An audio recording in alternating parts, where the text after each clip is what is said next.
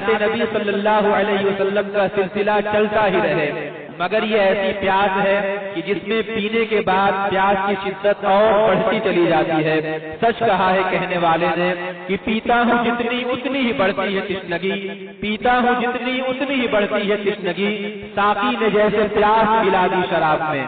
معزز حاضرین، اب میں انتہائی ادب و احترام کے ساتھ ایک ایسی شخصیت کو دعوت دینے جا رہا ہوں کہ جن کی شیریں بیانی و سنجیدہ مزاجی معروف و مشہور ہے، اور مجھے پچھلی سال حضرت کو دعوت دینے کا موقع ملا تھا تو میں نے ایک جملہ کہا تھا کہ یہ جو کہا گیا ہے کہ ان من البیان لسحرا، کہ بعض بیان نہیں ہوتے، جادو ہوتے ہیں، وہ انہی حضرات کے بارے میں کہا گیا ہے۔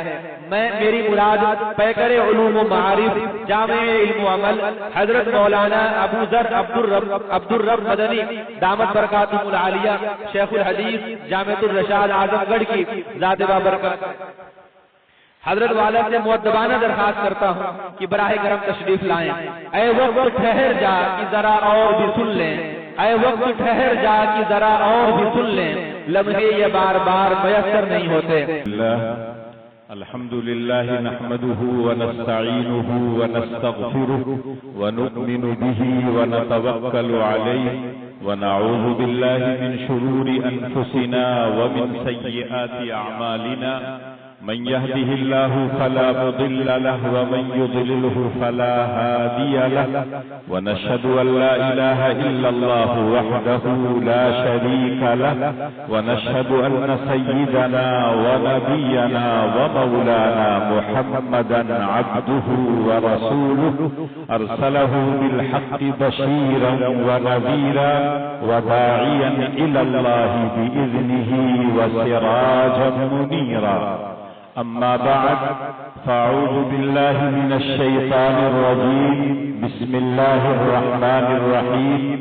المال والبنون زينة الحياة الدنيا والباقيات الصالحات خير عند ربك ثوابا وخير أملا. وقال: يا أيها الذين آمنوا لا تلهكم أموالكم ولا أولادكم عن ذكر الله ومن يفعل ذلك فأولئك هم الخاسرون. وقال النبي صلى الله عليه وسلم: لا تزول قدم ابن آدم حتى يسأل عن خمس: عن عمره فيما أفناه، وعن شبابه فيما أبلاه، وعن ماله من أين اكتسبه وفيما أنفقه، وعن علمه ماذا عمل به، أو كما قال عليه الصلاة والسلام. قابل صد احترام صدر جلسہ، اسٹیج پر تشریف فرما علماء کرام، بزرگان ملت، برادران اسلام، میری پردہ نشین قابل احترام ماؤں اور بہنوں، اور میری اسلامی بیٹیوں، اللہ کا لاکھ لاکھ شکر اور احسان ہے کہ اللہ نے ہم کو آپ سے ملنے کا موقع دیا اور آپ کو مجھ سے ملنے کا موقع دیا۔ یہ پروگرام چونکہ میں ایک مہینہ پہلے قبول کر چکا تھا، اس وقت ایک آدھ ہفتے سے طبیعت ناساز چل رہی ہے، لیکن انجان شہید سے جو میرا تعلق، جو لگاؤ ہے، جو آپ کی محبت ہے اور آپ کی اسلامی غیرت، دینی حمیت ہے، اس نے مجھ کو مجبور کیا کہ تمام پریشانیوں کے باوجود آپ کے یہاں حاضر ہوں۔ یقیناً مجھے بے حد مسرت اور خوشی بھی ہے، اور مزید میرے لیے سعادت اور خوشبختی کی بات ہے کہ آپ سے کچھ کہنے کا موقع مل رہا ہے۔ ابھی آپ کیا ہے 2 نعت سن چکے ہیں، استقبالیہ کلمات سن چکے ہیں، اور ایک پرمغز تقریر سن چکے ہیں جو علم اور دین کے عنوان سے تھی۔ جوانی کے زمانے میں جو جوش ہوتا ہے، جو ولولہ ہوتا ہے، جو حوصلہ ہوتا ہے، وہ آپ نے ڈاکٹر صاحب کے ذریعے سے سن بھی لیا، اپنی آنکھوں سے دیکھ لیا۔ اب ہم لوگ ڈھلان پر پہنچ چکے ہیں، کھڑے ہو کر تو وہ تقریر کر نہیں سکتے، اس لیے مجبوراً ہم لوگوں کو بیٹھنا پڑتا ہے۔ کوشش کروں گا کہ جو آیتیں میں نے پڑھی ہیں، جو حدیث پڑھی ہے، اسی کی روشنی میں آپ سے کچھ بات کہوں گا۔ لیکن عام طور سے ہوتا یہ ہے کہ کہنے والا جب کوئی بات یہ کہتا ہے تو وہ یہ سوچتا ہے کہ ان کے لیے کہی جا رہی ہے جو سامنے بیٹھے ہیں یا جو اسٹیج پر بیٹھے ہیں۔ جو لوگ اسٹیج پہ رہتے ہیں وہ سمجھتے ہیں مجھ سے نہیں کہا جا رہا ہے، پیچھے والوں سے کہا جا رہا ہے، اور پیچھے والے یہ سمجھتے ہیں مجھ کو نہیں کہا جا رہا ہے، جو لوگ پردے میں ہیں ان سے بات ہو رہی ہے۔ اور بات کا ہے جلسگاہ سے بھی باہر چلی جاتی ہے اور ہر آدمی ایک دوسرے پر ٹال دیتا ہے۔ آپ کے ہاں جو عنوان ہے اصلاح معاشرہ، بہت اختصار کے ساتھ میں کہنا چاہتا ہوں کہ اصلاح کا کام اپنی ذات سے شروع ہوتا ہے، اس کے بعد یہ دائرہ بڑھتا ہے اور آہستہ آہستہ اپنے گھر والے، محلے والے، گاؤں والے، پھر قصبہ والے، ضلع والے، پھر اسی طرح سے صوبے میں، اس کے بعد ملکی پیمانے پر آپ اصلاح کا کام کرتے ہیں۔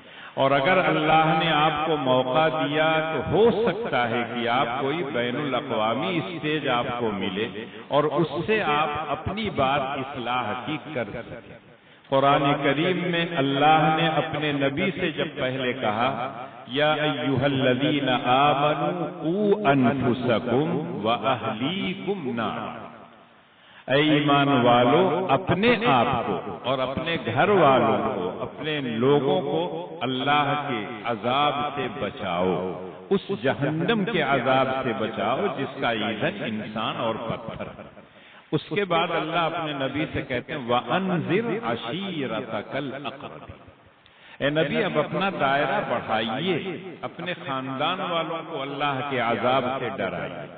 اور جب اللہ کے رسول وہ کام کر چکے، کوہ صفا کے پاس بلایا اور ایک ایک شخص کو مخاطب کر کے کہا، پھوپھی کو، چچا کو، اپنی بیٹی کو مخاطب کر کے کہا یا فاطمہ بنت محمد انقذی نفسک لا اغنی عنک من اللہ شیئا، اے محمد صلی اللہ علیہ وسلم کی بیٹی فاطمہ، اپنے آپ کو اللہ کے عذاب سے بچاؤ، اللہ کو مان لو، ساری چیزوں سے تمہیں نجات مل جائے گی، سکون مل جائے گا۔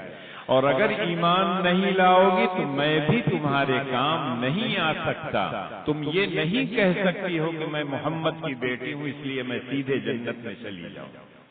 اسی طرح سے پھوپھی کو، چچا کو، سب کو اللہ کے رسول نے مخاطب کر کے کہا۔ اور جب یہ کام کر چکے تو اللہ نے اپنے نبی سے کہا لِتُنذِرَ أُمَّ الْقُرَىٰ وَمَنْ حَوْلَهَا، اب اپنا دائرہ خاندان سے اور باہر بڑھائیے، مکے والوں کو، مکے کے باہر کے جو لوگ ہیں اطراف میں، ان کے یہاں اللہ کا پیغام پہنچائیے۔ اور جانتے ہیں کہ اللہ کے رسول نے طائف کا سفر کیا، وہ سفر سیاحت کے لیے نہیں تھا، تجارت کے لیے نہیں تھا، سیر و تفریح کے لیے نہیں تھا، وہ خالص سفر صرف اس لیے تھا کہ جن لوگوں کا رشتہ اللہ سے ٹوٹ چکا ہے یا اللہ سے کمزور ہو چکا ہے، اس رشتے کو اللہ سے جوڑ دیا جائے۔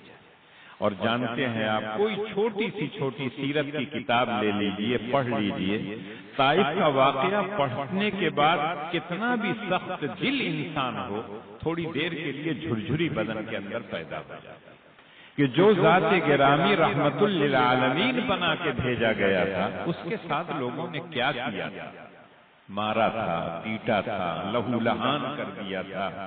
فرشتے نے جب آ کے کہا کہ آپ اجازت دیجئے تو دونوں پہاڑیوں کے بیچ میں طائف والوں کو میں پیس کے رکھ دوں، تو چونکہ رحمت للعالمین بنا کر بھیجے گئے تھے، اس لیے جب ہاتھ اٹھایا، ہم آپ ہوتے تو سوچتے کہ بد دعا کریں گے، لیکن نبی اکرم صلی اللہ علیہ وسلم نے کہا اللہم اہد قومی فإنہم لا یعلمون، اے میرے مولا، کہ میری قوم کو صحیح راستے پر چلا۔ مجھ کو جانتے نہیں، میرا مقام نہیں پہچانتے، میری حیثیت کو نہیں پہچانتے، وہ یہ سمجھتے ہیں کہ ایک عام آدمی ہے، اپنی بات کہہ رہا ہے، باپ دادا کے دین سے ہٹا رہا ہے، اس لیے ان لوگوں نے یہ کیا۔ اگر وہ جان جاتے کہ میں ان کا خیر خواہ ہوں، میں ان کے لیے رحمت بنا کے بھیجا گیا ہوں، تو میرے ساتھ یہ معاملہ نہ کرتے۔ اس کے بعد اللہ نے اور وسیع کیا اس دائرے کو اور کہا وَمَا أَرْسَلْنَاكَ إِلَّا كَافَّةً لِلنَّاسِ بَشِيرًا وَنَذِيرًا۔ اے نبی، ہم نے آپ کو صرف مکہ اور طائف والوں کے لیے نہیں بھیجا، صرف عربوں کے لیے نہیں بھیجا ہے، صرف اسود اور کالے لوگوں کے لیے نہیں بھیجا ہے، نہ صرف گورے لوگوں کے لیے، ہم نے آپ کو سارے جہان کے لیے رحمت بنا کے بھیجا ہے۔ آپ سارے لوگوں کے لیے بشیر اور نذیر بنا کے بھیجے گئے۔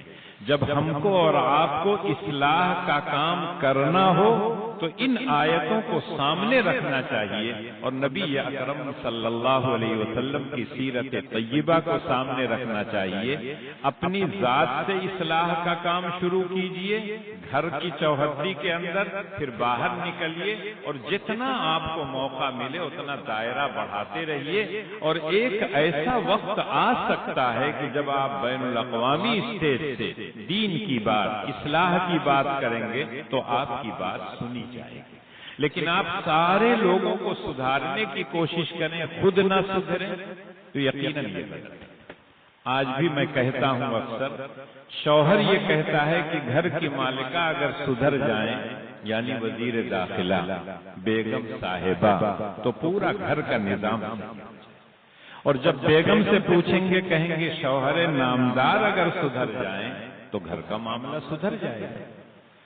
اسی طرح سے باپ بیٹے سے کہتا ہے کہ بیٹے اگر سدھر جائیں تو ہم تو ہیں یہ سدھرے ہوئے، بیٹا کہتا ہے ابا اگر سدھر جائیں تو ہم لوگ تو سدھرے ہوئے ہیں۔ ہر آدمی دوسرے کے کندھے پر رکھ کر بندوق اصلاح کی گولی چلا رہا ہے، ایسے اصلاح نہیں۔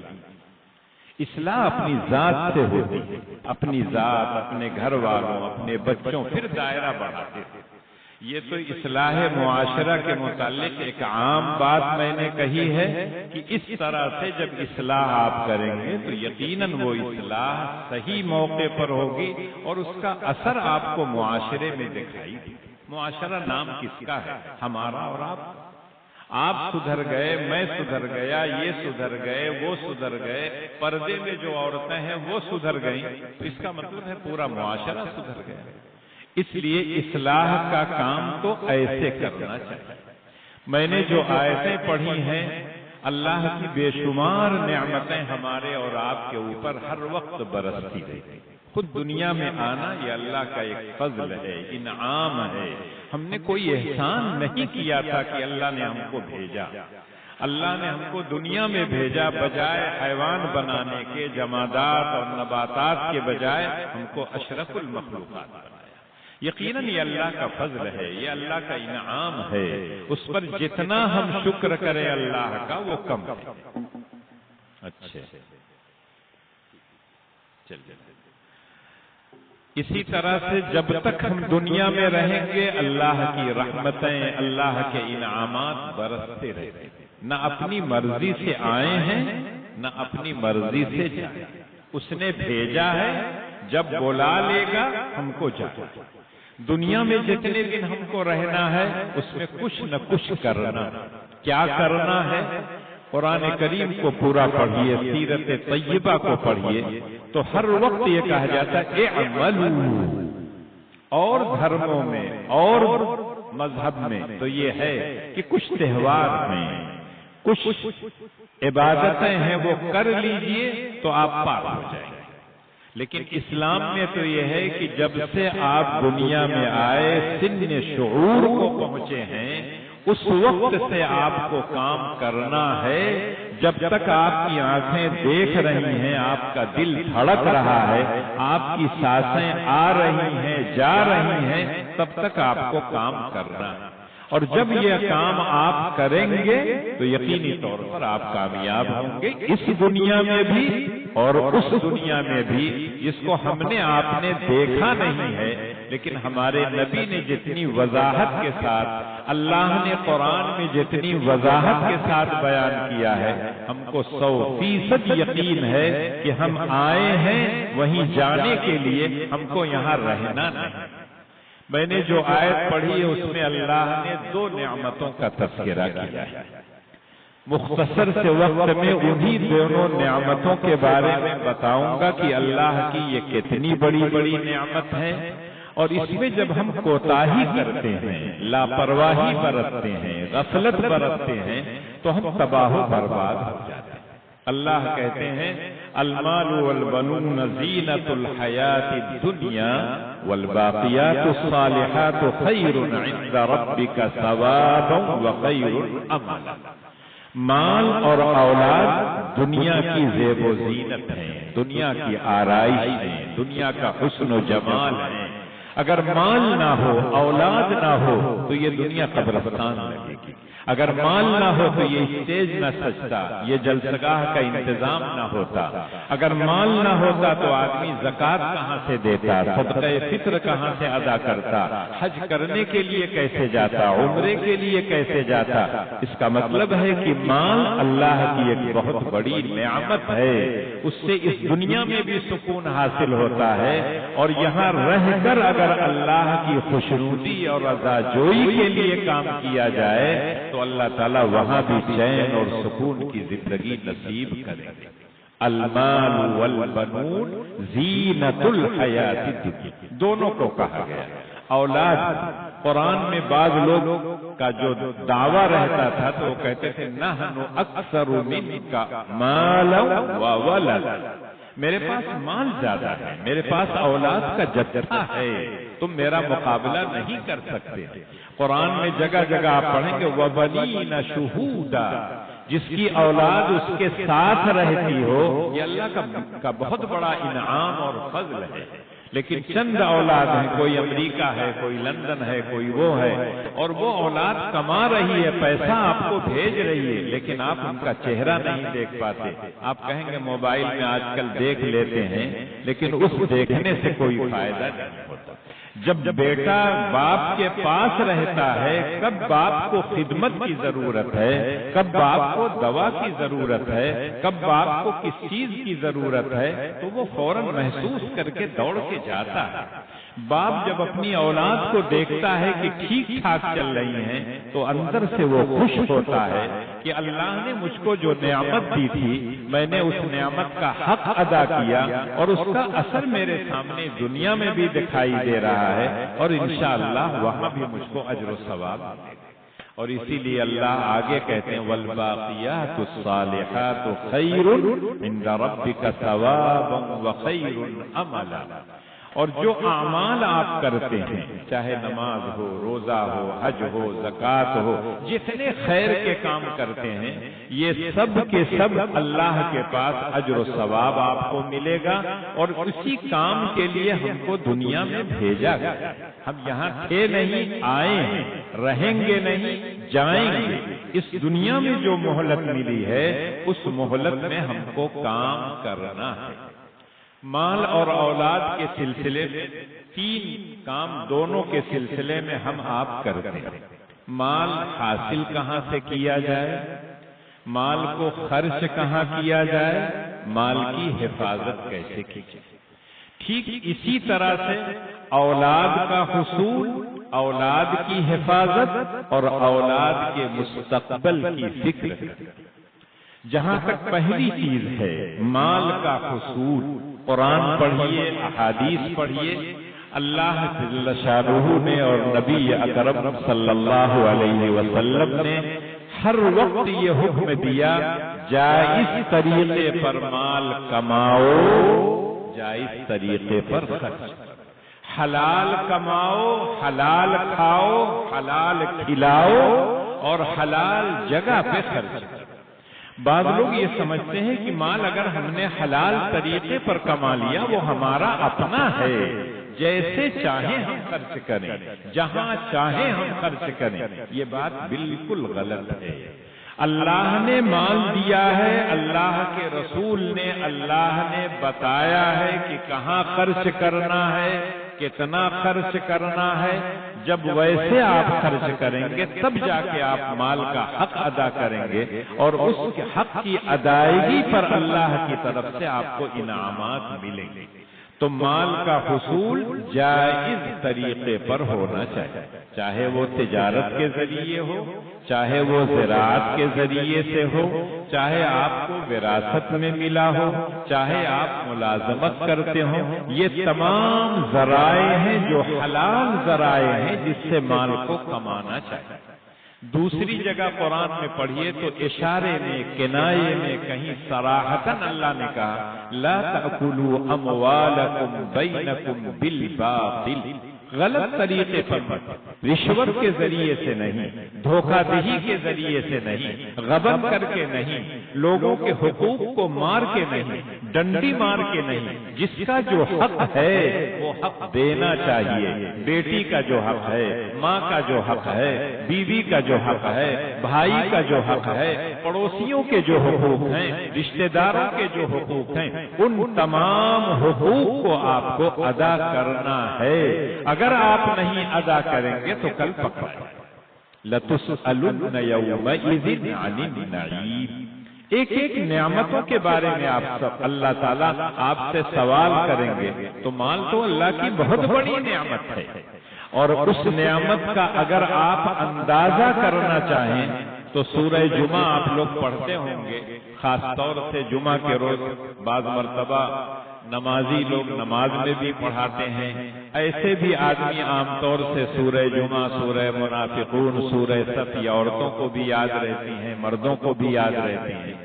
اخیر میں اللہ ایک جگہ کہتے ہیں یا ایھا الذین آمنوا اذا نودی للصلاۃ من یوم الجمعہ فاسعوا الی ذکر اللہ وذروا البیع ذلکم خیر لکم ان کنتم تعلمون فَإِذَا قُضِيَتِ الصَّلَاةُ فَانتَشِرُوا فِي الْأَرْضِ وَابْتَغُوا مِنْ فَضْلِ اللَّهِ وَاذْكُرُوا اللَّهَ كَثِيرًا لَعَلَّكُمْ تُفْلِحُونَ۔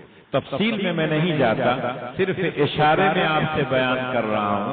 حکم یہ ہے کہ جمعہ کے لیے جب اذان ہو جائے تو سارے مشاغل چھوڑ دو، کھیل کود، لین دین، تجارت، سب کچھ چھوڑ کر اللہ کے گھر کی طرف بھاگو، نماز پڑھو، سنت پڑھو، فرض پڑھو، تلاوت کرو، ذکر کرو۔ لیکن جب نماز ختم ہو جائے تو اللہ کہتے ہیں فَإِذَا قُضِيَتِ الصَّلَاةُ فَانتَشِرُوا فِي الْأَرْضِ۔ اب تسبیح لے کے مسجد کے کسی گوشے میں بیٹھ کر آپ متقی اور پرہیزگار مت بنیے۔ جوان آپ ہیں، ملازمت کرتے ہیں، تجارت کرتے ہیں، زراعت کرتے ہیں، نماز پڑھتے ہی چپ چاپ چلے جائیں۔ اگر ملازمت پیشہ ہے ملازمت میں چلے، نماز کے بہانے آپ ملازمت میں کوتاہی مت کیجیے۔ اگر آپ تاجر ہیں تو جائیے تجارت کیجیے۔ اگر آپ کیا ہے زراعت کرتے ہیں، کٹائی کا وقت ہے، بوائی کا وقت ہے، تو ان تمام اوقات میں مسجد میں مت بیٹھے رہے۔ ہاں جس کے کام کرنے والے ہیں اس کے ذمے کوئی کام نہیں ہے، اگر وہ مسجد میں بیٹھتا ہے، سورہ کہف پڑھتا ہے، ذکر کرتا ہے، تلاوت کرتا ہے، کوئی حرج نہیں۔ لیکن عام حکم یہ ہے کہ مال کمانے کے لیے نماز سے فارغ ہو جاؤ تو چلے۔ اب اللہ کے رسول صلی اللہ علیہ وسلم کی وہ حدیث پڑھیے، کسب الحلال فریضۃ بعد الفرض۔ حلال مال کمانا اللہ کے رسول کہتے ہیں یہ فرض ہے، جیسے نماز فرض ہے، روزہ فرض ہے، جو لوگ صاحب نصاب ہیں ان کے اوپر زکوٰۃ فرض ہے، جو صاحب استطاعت ہیں ان کے اوپر حج فرض ہے، اسی طرح سے حلال کمانا یہ فرض ہے۔ آدمی کو محنت کرنی چاہیے۔ آپ بھی کہتے ہیں حرکت میں برکت ہے، روزی اللہ نے لکھ رکھی ہے، کسی کی زیادہ کسی کی کم، لیکن جب حرکت آپ کریں گے جو روزی اللہ نے آپ کی قسمت میں لکھا ہے وہ ملے۔ لیکن ایک کسان گھر بیٹھا رہے اور کہے اللہ میاں اتنے من اتنے ٹن مجھ کو کیا ہے غلہ دے دے، اللہ ایسے نہیں۔ دنیا دار الاسباب ہے، اسباب اختیار کرنا پڑے گا۔ تو مال کمانے کے لیے آپ کو محنت کرنا پڑے گا، سفر کرنا پڑے گا، تجارت کرنی پڑے گی، ملازمت کرنی پڑے گی، کھیتی باڑی کا کام کرنا پڑے گا۔ بعض جگہوں پہ دیکھا ہوگا بکریاں چراتے ہیں، خود تاجدار مدینہ سرکار دو عالم صلی اللہ علیہ وسلم نے بھی بکریاں چرائی۔ اسی طرح سے تجارت صحابہ نے کیا ہے اور بڑے بڑے تاجر گزرے ہیں، بڑے پیسے والے، اس زمانے کے پیسے والے۔ آج پیسے میں کیا ہے؟ اس زمانے کے جو تاجر تھے اتنا مشہور تھے، اتنی دولت تھی جس کا اندازہ آج ہم نہیں کر سکتے۔ تو مال حلال طریقے پر کمانا چاہیے، غلط طریقے پر نہیں کمانا چاہیے۔ اور یہی وجہ ہے کہ قرآن میں 2-3 آیتیں میں آپ کو اشارہ صرف کرتا ہوں، تفصیل میں نہیں جاؤں۔ ایک جگہ اللہ پوری انسانیت کو مخاطب کر کے کہتے ہیں یا ایھا الناس کلوا مما فی الارض حلالا طیبا ولا تتبعوا خطوات الشیطان انہ لکم عدو مبین۔ تمام انسانیت کو مخاطب کر کے کہا اے انسانوں، جو کچھ اللہ نے تم کو حلال روزی دی ہے، پاکیزہ روزی دی ہے، وہ کھایا، اور شیطان کے نقش قدم پر مت چلو۔ تھوڑا سا غور کیجئے، اس کا مطلب حلال کمانے میں، حلال کھانے میں شیطان سب سے بڑی رکاوٹ۔ اس لیے اللہ نے کہا شیطان کے نقش قدم پر مت چلنا۔ اگر اس کے کہنے پر چلو گے تو یقینی طور پر تم حلال کما نہیں پاؤ گے، حلال کھا نہیں پاؤ گے۔ اس زمانے میں تو یہ تھا کہ سود لوگ لیتے ہیں، قرآن میں صاف کہہ دے یمحق اللہ الربا ویربی الصدقات۔ جو لوگ سود لیتے ہیں بظاہر لگتا ہے آمدنی میں اضافہ ہو رہا ہے، اللہ کہنے ساری برکت ختم ہو جاتی ہے، سارا مال مٹ جاتا ہے، گھر میں نحوست آ جاتی ہے، اور اگر اللہ کے راستے میں صدقہ اور خیرات کرتا ہے تو اس سے مال میں اضافہ ہوتا ہے۔ یہ قرآن نے بالکل صاف کہہ دیا احل اللہ البیع وحرم الربا۔ اب دنیا کے سارے دانشور اگر مل کے کہیں کہ سود حلال ہے، کبھی وہ حلال نہیں ہو سکتا۔ نام چاہے کچھ بدل دے، نام بدلنے سے کوئی چیز نہیں بدلتی ہے، جو اس کی حقیقت ہے وہ حقیقت اسی طرح سے رہے۔ ایک جگہ اللہ اپنے بندوں سے مخاطب کر کے کہتے ہیں جو ایمان لائے یا ایھا الذین آمنوا کلوا من طیبات ما رزقناکم واشکروا للہ ان کنتم ایاہ تعبدون۔ اے وہ لوگوں جو ایمان کا دعویٰ کرتے ہو، جو کہتے ہو کہ ہم اللہ اور اس کے رسول کو مانتے ہیں، اللہ اور اس کے رسول کی طرف سے جو چیزیں آتی ہیں ہم سب کو مانتے ہیں، اللہ ان بندوں کو مخاطب کر کے کہتے ہیں حلال کھایا کرو، حلال کمایا کرو، حلال اپنی اولاد کو کھلایا کرو۔ اس کا فائدہ کیا ہوگا؟ واشکروا للہ۔ جب حلال کھاؤ گے تو اللہ شکر کا جذبہ پیدا کریں گے، اللہ کی نعمتوں کا حق ادا کرنے کا جذبہ پیدا کریں گے۔ اس سے پتہ چلا کہ جو لوگ حلال نہیں کھاتے ہیں، حلال نہیں کماتے ہیں، ناشکری کا جذبہ ان کے اندر پیدا ہوتا ہے۔ اور پھر سب سے اخص الخواص جو ہیں انبیاء اور رسول، ان کو مخاطب کر کے اللہ کہتے ہیں یا ایھا الرسول کلوا من الطیبات واعملوا صالحا۔ اے رسولو حلال کھایا کرو اور نیک کام کیا کرو۔ اس کا مطلب ہے حلال کھاؤ گے تو نیک عمل کرنے کی اللہ توفیق دیں گے۔ اب اس کا الٹا لے لیجئے، حرام کھائیں گے تو عمل صالح کی توفیق نہیں ملے گی بلکہ عمل غیر صالح کریں گے۔ اسی طرح سے نبی اکرم صلی اللہ علیہ وسلم کی وہ حدیث سامنے رکھا کیجئے جب اللہ کے رسول نے کہا ایک دور ایسا آئے گا دنیا کے کونے کونے سے لوگ بیت اللہ آئیں گے، اس کے کپڑے کو، اس کے غلاف کو پکڑ کر دعا کریں گے یا اللہ یا رحمان یا رحیم، اور اپنی ساری حاجتیں اللہ کے سامنے پیش کریں گے۔ اللہ کے گھر میں خانہ کعبہ کا غلاف پکڑ کر کہیں گے، لیکن اللہ کے رسول صلی اللہ علیہ وسلم کہتے ہیں فَأَنَّا يُسْتَجَابُ لَكَ، کیسے ان کی دعائیں قبول ہوں؟ مَأْكَلُهُ حرام وَمَشْرَبُهُ حرام وَمَلْبَسُهُ حرام۔ ان کا کھانا، ان کا پینا، ان کا لباس سب حرام پیسے کا ہے، تو کیسے میں ان کی دعاؤں کو قبول کرتا؟ آج بعض مرتبہ لوگ کہتے ہیں مولوی صاحب لوگ کیا ہے فجر کی نماز میں بھی دعا کرتے ہیں، نہ جانے کب کب دعائیں کرتے، کہاں دعائیں سنی جاتی۔ لیکن جب اپنی گریبان میں جھانک کے دیکھیے تو اللہ کے رسول کا یہ کہنا کہ اگر کھانا پینا لباس حرام ہوگا تو ایسے لوگوں کی دعائیں قبول نہیں کی جاتی ہیں۔ اور آج کتنے لوگ ہیں جو کہہ سکتے ہیں کہ 100% ہم حلال کماتے ہیں، کہیں نہ کہیں کسی نہ کسی طرح سے آج انسان پھنسا ہوا ہے۔ بینک میں پیسہ جمع کیجئے تو دیتے ہیں کچھ نہ کچھ، اس کو آپ کتنے بھی حساب سے خرچ کر دیں، اپنے اوپر تو خرچ نہیں کر سکتے، کہیں بھی آپ خرچ کر دیں، لیکن بہرحال کسی نہ کسی درجے میں آپ شریک۔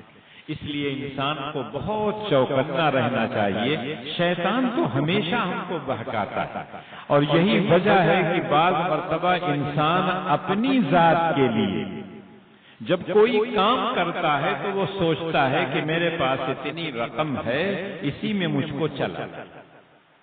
لیکن بہت سے لوگ رفاہی کام کرتے ہیں، سماجی کام کرتے ہیں، لوگوں کی خدمت کا کام کرتے ہیں، چاہے وہ اسکول کھولیں، چاہے وہ سڑک بنائیں، چاہے وہ اور رفاہی کام کریں۔ شیطان ان کو آ کے پٹی پڑھاتا ہے، اپنے لیے نہیں کر رہے ہو، کس کے لیے کر رہے ہو؟ لوگوں کے لیے کر رہے ہو۔ اپنے لیے کرتے تو یہ حرام تھا، دوسروں کے لیے جیسا پیسہ ہو لے۔ اس لیے کہ اس کے لیے ایک بجٹ آپ متعین کر دیتے ہیں کہ 10 لاکھ کی رقم چاہیے ہم کو اس کام کو کرنے کے لیے۔ 10 لاکھ کہاں سے آئے گا؟ حلال طریقے پر اگر آئے گا تو محنت لگے گی، مشقت اٹھانی پڑے گی، ہو سکتا ہے کہ اتنا پیسہ نہ آئے، لیکن جب آپ سمجھ لیں گے 10 لاکھ مجھ کو جمع کرنا ہے تو چاہے یہاں سے ہو، چاہے وہاں سے ہو، چاہے سامنے سے ہو، چاہے پیچھے سے ہو، ہائے مال ہائے مال ہائے مال آؤ مال، جیسے بھی۔ جیسے آج بہت سے لوگ کہتے ہیں اوپر کی کمائی۔ اوپر کی کمائی کون سی؟ اس کا مطلب ہے کہ آپ کہیں ملازم ہیں، تنخواہ آپ کو ملتی ہے، وقت آپ کا متعین ہے، اس وقت میں جب آپ ملازمت کریں گے تو جتنی تنخواہ طے ہے وہ آپ کو ملنی چاہیے، اس میں ایک پیسہ کم نہیں ہونا چاہیے، اور آپ کی طرف سے 2 سیکنڈ بھی اس میں کم نہیں ہونا چاہیے۔ لیکن آج دیکھتے ہوں گے کبھی کبھی ہوتا ہے یہ ون وے، ادھر صرف گاڑیاں جائیں گی، آئے گی نہیں، آ رہی ہے کوئی گاڑی اٹھا دیں گے، جو کھڑے رہتے ہیں نام میں نہیں لینا چاہتا، ڈنڈا اٹھا دیں گے، آپ نے پکڑا دیا، چپ چاپ ڈنڈا نیچے ہو جائے گا، لے کے چلے جائیں۔ یہ ہے اوپر کی کمائی۔ آپ کو تنخواہ مل رہی ہے، لیکن اس کے باوجود ایک ٹیبل سے دوسرے ٹیبل پر کوئی آپ کا فارم کوئی لے جاتا ہے، اس کے لیے بھی بہت سے لوگ پیسے دیتے ہیں۔ تو یہ پیسہ وہی ہے اوپر کی۔ آپ کو جب تنخواہ مل رہی ہے اس کی تو آپ کو اس کی ضرورت نہیں ہے، اس پر آپ قناعت کیجیے، لیکن شیطان یہ پٹی پڑھاتا ہے، اپنے لیے تھوڑے کر رہے ہو، لوگوں کا فائدہ پہنچا رہے ہو، لے لو۔ اور آج کل جو سب چل رہا ہے اوقاف کا، اس کا اس کا، دیکھ لیجئے گا اس میں کتنے لوگ لکھپتی ہو جائیں گے، اس لیے کہ وہی ہے، وہاں سے کچھ یہ لیں گے، کچھ آپ سے کچھ بتائیں گے، اپنے جیب میں کچھ رکھیں گے۔ یہ شیطان ہی ہے، وَلَا تَتَّبِعُوا خُطُوَاتِ الشَّيْطَانِ۔ جب انسان اللہ کے راستے میں خرچ کرتا ہے تو قرآن یہ کہتا ہے خرچ کرنے سے پہلے سوچو کہاں ہم خرچ کرتے ہیں۔ قرآن میں 2 آیتیں ہیں سورہ بقرہ کی، اسٹیج پر علماء اور مفتیان کرام بیٹھے ہوئے ہیں، سامنے بھی کچھ لوگ ہیں، تو میں صرف اشارے میں کہنا چاہتا ہوں، تفصیل میں جاؤں گا تو بہت دیر ہو جائے گی۔ اللہ نے سورہ بقرہ میں ایک جگہ کہا یسألونک ماذا ينفقون، اے نبی آپ کے پاس لوگ آتے ہیں اور پوچھتے ہیں کیا خرچ کریں، کہاں ہم خرچ کریں۔ یہی سوال سورہ بقرہ میں 2 جگہ آیا، یسألونک ماذا ينفقون 2 مرتبہ آیا، لیکن جواب جو اللہ کی طرف سے نبی کو ملا ہے، ایک جگہ اللہ کہتے قُلِ الْعَفْوَ، اور ایک جگہ اللہ کہتے قل ما انفقتم من خیر فللوالدین والاقربین والیتاما والمساکین وابن السبیل وما تفعلوا من خیر فإن اللہ بہ علیم۔ پہلا جو سوال ہے کہ اے نبی لوگ آپ سے پوچھتے ہیں کیا خرچ کریں، تو اللہ نے جواب دیا کہ اے نبی آپ کہہ دیجئے العفو۔ عفو کا مطلب ہے آپ کی ضرورت سے جو زیادہ ہے وہ اللہ کے بندوں پر اللہ کے راستے میں خرچ کریں۔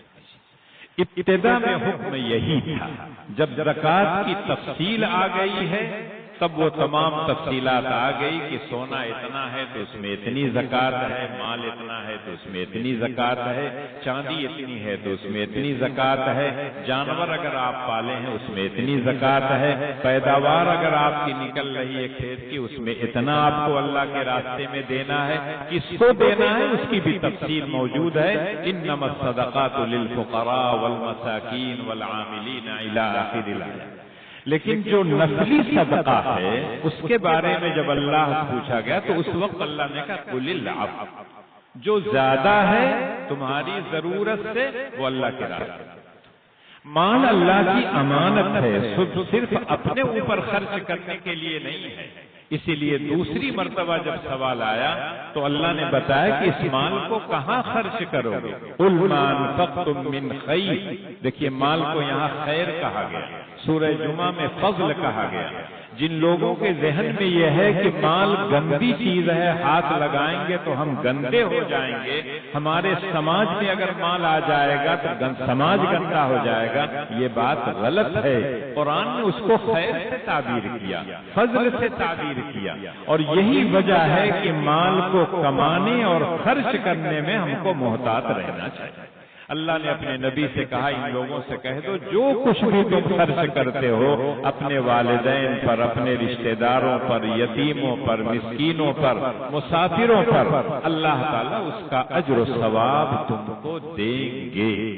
یقینی طور پر انسان کے پاس جو مال ہے اس کا صرف اپنا نہیں ہے، جگہ جگہ جہاں نیک بندوں کا تذکرہ ہے، جنتیوں کا تذکرہ ہے، اس میں آپ پڑھیں گے وَفِي أَمْوَالِهِمْ حَقٌّ لِلسَّائِلِ وَالْمَحْرُومِ، جو مال ان کے پاس ہے اس میں دونوں طرح کے لوگوں کا ہے۔ ایک وہ آدمی ہے جس کو ضرورت ہے اور وہ آ کے آپ کے سامنے ہاتھ پھیلا دیتا ہے مجھے ضرورت ہے اتنے پیسے دے۔ ایک وہ ہے جو ضرورت مند ہے لیکن کبھی زبان سے اپنی ضرورت کا اظہار نہیں کرتا، اپنی حالت سے کبھی یہ اظہار نہیں ہونے دیتا ہے کہ میں ضرورت مند ہوں، میں غریب ہوں، مجھ کو دو۔ یہ آپ کا فرض ہے کہ آپ تلاش کریں، آپ کے سماج میں، آپ کے پڑوس میں، آپ کے گاؤں میں، آپ کے قریب میں کون غریب ہے، کس کو دینا ہے اس کو دینا چاہیے۔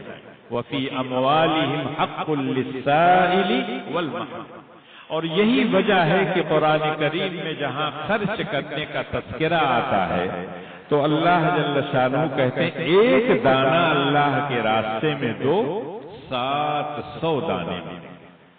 مثل الذين ينفقون أموالهم في سبيل الله كمثل حبة أنبتت 7 سنابل في كل سنبلة 100 حبة والله يضاعف لمن يشاء۔ اللہ تعالیٰ جتنا چاہے دے سکتا ہے، لیکن ایک عام دستور اللہ کے ہاں ہے ایک نیکی کرو تو 10 گنا، من جاء بالحسنہ فلہ 10 امثالہا۔ لیکن مال کے سلسلے میں اللہ کہتے ہیں اگر اخلاص زیادہ ہو تو اللہ تعالیٰ 700 گنا اور اس سے زیادہ بھی دے۔ ہم لوگ دیہات کے رہنے والے ہیں، کسان گھرانوں کے رہنے والے ہیں۔ ایک کسان کے پاس جو کھیت ہوتا ہے اس کو جوتتا ہے، پہلے ہموار کرتا ہے، ڈیلے جو ہوتے ہیں اس کو توڑ دیتا ہے، گھاس نکال کے پھینک دیتا ہے، پتھر اور اینٹ وہ سب نکال دیتا ہے، بیج اچھے قسم کا لے آتا ہے، کھاد لے آتا ہے، اس کے بعد جوتانے کے بعد بیج ڈالتا ہے، پھر ہنگا کے چھوڑ دیتا ہے، اور جب کوپلیں نکلنا شروع ہو جاتی ہیں اس وقت سے لے کر جب تک پھل نہیں آتا، جب تک غلہ نہیں پیدا ہوتا، اس کی دیکھ ریکھ کرتا ہے، تب جا کے اس کے گھر میں غلہ آتا ہے۔ اللہ نے کہا کمثل حبہ انبتت سبع سنابل، اللہ کے راستے میں جو دانہ آپ خرچ کر رہے ہیں، جو پیسہ خرچ کر رہے ہیں، اس کے بارے میں 100 مرتبہ آپ سوچئے کہ یہ پیسہ کہاں سے میں نے کمایا، کس جائز طریقے سے میں نے کمایا ہے۔ اگر آپ صحیح سوچ کر اچھا مال خرچ کرتے ہیں تب اللہ کی طرف سے یہ اجر و ثواب ہے۔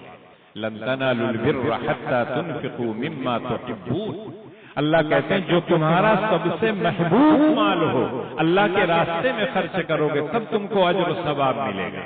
اور دوسری جگہ اس کا اللہ نے کہا گندا مال، ردی مال مت خرچ کر، وَلَا تَيَمَّمُوا الْخَبِيثَ مِنْهُ تُنْفِقُونَ وَلَسْتُمْ بِآخِذِيهِ إِلَّا أَن تُغْمِضُوا فِيهِ، اللہ کے راستے میں جو مال خرچ کرو اچھا مال، ابھی دھان ہوگا جو اچھا دھان ہو اس کو تو آپ نے کوٹھی میں رکھ لیا، بورے میں بھر کے گھر رکھ لیا، کٹوا کے رکھ لیا، اور جو پہیا ٹائپ میں ہے مدرسے میں دے دو، غریب کے یہاں بھیج دو، مسکین کو دے دو۔ اللہ جانتے ہیں، آپ ہو سکتا ہے جو لینے والا ہو وہ نہ جانے، لیکن جب دیکھے گا تب کہے گا اس میں تو کل پہیے پہیا، دیکھنے میں دھان ہے پتہ چلا اس میں دانا ہے ہی نہیں۔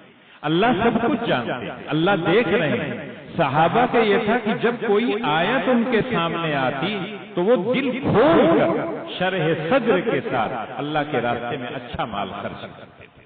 جب یہ آیت نازل ہوئی تو ایک صحابی رسول ہیں حضرت ابو طلحہ انصاری، مدینہ طیبہ کے رہنے والے ہیں، مسجد نبوی کے سامنے اس زمانے میں ان کا باغ تھا اور بہت اچھا باغ تھا۔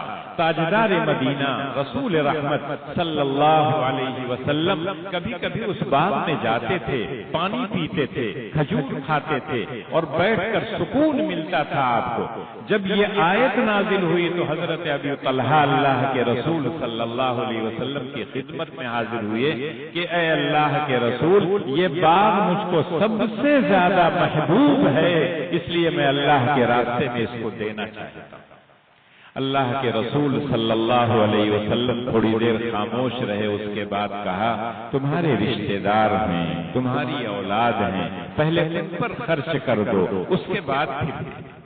اس لیے کہ اللہ کے رسول کی بہت سی احادیث میں یہ بات ہے کہ اپنی اولاد کو فقر و فاقہ کی حالت میں مت چھوڑو، یا ایسی حالت میں مت چھوڑ کے جاؤ کہ تمہارے جانے کے بعد لوگوں کے سامنے ہاتھ پھیلائیں، بھیک مانگنے لگے۔ ایسی حالت میں نہیں، اللہ نے مال دیا ہے، حلال مال ہے، بچے کے لیے آپ اکٹھا بھی کر سکتے ہیں، اس کے لیے کاروبار بھی کر سکتے ہیں، دکان بنوا سکتے ہیں، کچھ بھی آپ کر سکتے ہیں۔ تو اللہ کے رسول نے تو ترغیب دی اور وہ صحابی رسول باقاعدہ خرچ کر دی۔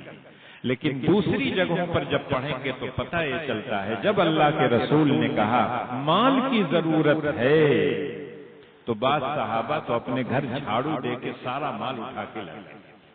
حضرت ابو بکر صدیق رضی اللہ تعالیٰ عنہ کا واقعہ پڑھیے، حضرت عمر کا پڑھیے، حضرت عثمان غنی رضی اللہ تعالیٰ عنہ کا پڑھیے، حضرت صہیب رومی کا پڑھیے۔ یہ تمام وہ صحابہ ہیں، اتنا مال خرچ کیا ہے جس کے بارے میں ہم سوچ نہیں سکتے۔ اللہ کے رسول نے کہا مال کی ضرورت ہے۔ حضرت عمر اس وقت اتنا خوش ہو گئے کہ اللہ نے مجھ کو مال دیا ہے، میں جاؤں گا اپنا آدھا مال لا کے اللہ کے رسول کو دے دوں گا، اور آج میں اتنا خوش ہو جاؤں گا کہ سارے صحابہ سے میں آگے بڑھ جاؤں گا۔ آدھا مال میں نے اللہ کے راستے میں خرچ کر دیا۔ اور وہاں سبقت الی الخیر حسد اور جلن نہیں ہوتی تھی۔ جب کسی کو نیکی کرتے ہوئے دیکھتے تھے صحابہ تو خواہش یہ ہوتی تھی اس نیکی میں میں بڑھ جاؤں۔ لیکن آج بڑھنے کا جذبہ ہے، لیکن کس میں؟ فلانے کے بیٹوا کے پاس فلاں موٹر گاڑی ہے، میرے پاس، میرے بیٹے کے پاس اس سے اچھی گاڑی، اس کی بنیاد اتنی اونچی ہے، میری بنیاد اور اونچی ہو جائے، اس کا گھر ایسا ہے، میرا گھر ایسا ہو جائے۔ نہیں، خیر کے کاموں کی طرف سبقت کرنا چاہیے۔ دنیاوی اعتبار سے اپنے سے کمتر کو دیکھیے تو شکر کا جذبہ پیدا ہوگا، اور آخرت کے سلسلے میں اپنے سے بڑے کو دیکھیں گے تو کمی کا احساس۔ ایک عالم ہے اور اپنے زمانے کے بہت بڑے کیا ہے امام ہیں عبداللہ ابن مبارک رحمت اللہ علیہ، وہ بڑے خاندان کے تھے، مالدار کے بیٹے تھے۔ مالداروں کا رشتہ مالداروں سے ہوتا ہے۔ آج بھی آپ دیکھیں گے جس کے پاس گاڑی ہے گاڑی والے سے دوستی، جس کے پاس سائیکل ہے سائیکل والوں سے دوستی۔ آپ کے پاس کچھ نہیں ہے، نہ کسی موٹر والے سے دوستی ہوگی نہ کسی موٹر سائیکل والے سے۔ ضرورت آپ پڑے گی کہیں گے ہو سکتا ہے کہ چلا جائے، لیکن اگر موٹر سائیکل والا ہے تو وہ آپ کو بغیر مانگے دے دے گا، اس لیے کہ جانتا ہے ان کے پاس بھی ہے، مجھ کو ضرورت ہوگی تو میں بھی لے لوں۔ تو حضرت عبداللہ ابن مبارک کہتے ہیں میرا آنا جانا بڑے گھرانوں میں تھا۔ جب میں ان کے گھر میں جاتا تھا تو دیکھتا تو میرے یہاں سے چادر ان کی اچھی رہتی تھی، دسترخوان لگتا تو کھانا میرے گھر سے ان کے اندر اچھا تھا، برتن دیکھتا تو ان کا اچھا تھا۔ تو عجیب سا احساس ہوتا کہ مجھ کو اللہ نے دیا تو ہے لیکن ان کو اچھا دیا۔ لیکن جب میں نے اپنے سے کمتر کے لوگوں کو دیکھنا شروع کیا، وہاں جب میں جانے لگا تب مجھ کو احساس ہوا کہ میرے یہاں تو چارپائی ہے، اس کے یہاں تو بیچارے کے پاس چارپائی نہیں ہے۔ میرے یہاں چارپائی پہ چادر بچھی ہوئی ہے، اس کے یہاں تو خالی چارپائی ہے، سوتا ہوگا تو نشان بھی پڑ جاتے ہوں گے، اس کے پاس گدا نہیں ہے۔ تو شکر کا جذبہ پیدا ہوتا، اور یہی وجہ ہے کہ جب آپ دیندار کو دیکھیں گے تو اس سے جب اپنا موازنہ کریں گے، ایک آدمی پنجگانہ نماز پابندی سے پڑھتا ہے جماعت کے ساتھ، تہجد گزار بھی ہے، نوافل بھی کثرت سے پڑھتا ہے، اللہ نے مال دیا ہے مال بھی خرچ کرتا ہے۔ اب اس کو جب آپ دیکھیں گے اور آپ صرف 5 وقتہ نماز پڑھتے ہیں تو آپ کو یہ احساس ہوگا میرے اندر ابھی کمی ہے، مجھ کو اس سے زیادہ کرنا ہے۔ لیکن اگر آپ دیکھ رہے ہیں کہ وہ آدمی جو صرف جمعہ آتا ہے اور آپ سوچیں میں تو پنجگانہ نماز پڑھتا ہوں، میں اس سے بڑھا ہوں، اور جب بڑھا سمجھے گا تو اس کو حقیر سمجھے گا۔ کسی انسان کو حقیر اور ذلیل سمجھنا سب سے بری عادت ہے، اپنے سے بہتر سب کو سمجھنا چاہیے۔ ظنوا بالمؤمنین خیرا، ہر مومن کو یہ سمجھنا چاہیے کہ اچھا ہے۔ ایک آدمی رات میں اٹھتا ہے، ایک چور بھی اٹھتا ہے، ایک تہجد گزار بھی اٹھتا ہے۔ تہجد گزار یہ سمجھے گا یہ بھی تہجد کے لیے اٹھا ہے، چور یہ سمجھے گا وہ چوری کے لیے اٹھا ہے۔ آپ دونوں کو دیکھ رہے ہیں، آپ فیصلہ کب کریں گے؟ جب دونوں کے عمل کو دیکھیں گے کہ ایک اٹھا ہے وضو کر کے اللہ کی بارگاہ میں سجدہ ریز ہے، وہاں دعائیں کر رہا ہے، تتجافى جنوبهم عن المضاجع يدعون ربهم خوفا وطمعا ومما رزقناهم ينفقون، تو اس کے دل میں یہ پیدا ہوتا ہے مجھ کو بھی تہجد پڑھنا چاہیے۔ لیکن ایک آدمی جب اپنے اوپر قیاس کرے گا چور ہے تو وہ یہ سمجھے گا یہ بھی چوری کے لیے۔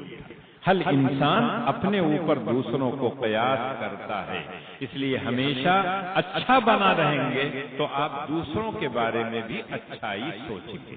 تو دنیا کے معاملے میں اپنے سے کمتر کو دیکھیے تو شکر کا داعیہ پیدا ہوگا، اور آخرت کے سلسلے میں دین کے سلسلے میں اپنے سے بڑے کو دیکھیں گے تو آپ کو یہ احساس ہوگا کہ ابھی میرے اندر کمی ہے۔ بعض لوگ 2 کتاب کا مطالعہ کر لیتے ہیں اور سمجھتے ہیں کہ میں نے سب پڑھ لیا۔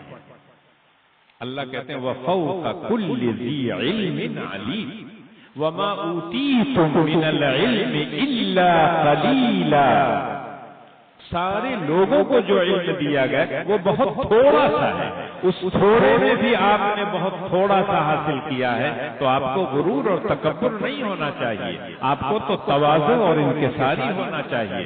من تواضع للہ فقد رفعہ اللہ، تو اللہ کہتے ہیں حلال کماؤ، حلال کھاؤ، حلال کھلاؤ، اور جس پر بھی اللہ کے بتائے ہوئے طریقے پر خرچ کریں گے تو آپ یقین کیجئے کہ وہ مال صحیح مصرف میں جب خرچ ہوگا، صحیح طور پر کمایا، اس کی حفاظت کی، مال کی حفاظت ایک تو چور اور ڈکیت سے ہے، اور ایک اس کی حفاظت یہ ہے کہ اللہ اور اس کے رسول نے جہاں خرچ کرنے کے لیے کہا ہے وہاں خرچ کیجئے تو اللہ کے بینک میں آپ کا مال جمع رہے گا، اور جب آپ جائیں گے تو آپ کو اس سے بہتر ملے گا، زیادہ ملے گا۔ وَمَا تُقَدِّمُوا لِأَنفُسِكُم مِّنْ خَيْرٍ تَجِدُوهُ عِندَ اللَّهِ هُوَ خَيْرًا وَأَعْظَمَ أَجْرًا۔ انسان کو یہ سوچ کر اللہ کے راستے میں خرچ کرنا چاہیے، اور ہمیشہ یہ سوچنا چاہیے مال میرا نہیں ہے، اللہ کی دی ہوئی امانت ہے، اور اللہ نے اسی لیے کہا مما رزقناہم ينفقون۔ جو عربی جانتے ہیں من جو ہے یہ تبعیض کے لیے، سب نہیں مانگ رہے، اگر سب مانگتے اللہ تو ہم کو سب دینا رہتا، لیکن اللہ کہتے ہیں نہیں، میں تھوڑا سا مانگ رہا ہوں، وہ تھوڑا سا دو لیکن دل کی خوشی کے ساتھ دو، اللہ کی رضا جوئی کے لیے دو، نبی کے بتائے ہوئے طریقے پر دو۔ دنیا میں جب ہم آتے ہیں تو ہر انسان یہ کہتا ہے کہ انسان کی سب سے اہم ضرورتیں تین ہیں: روٹی، کپڑا، مکان۔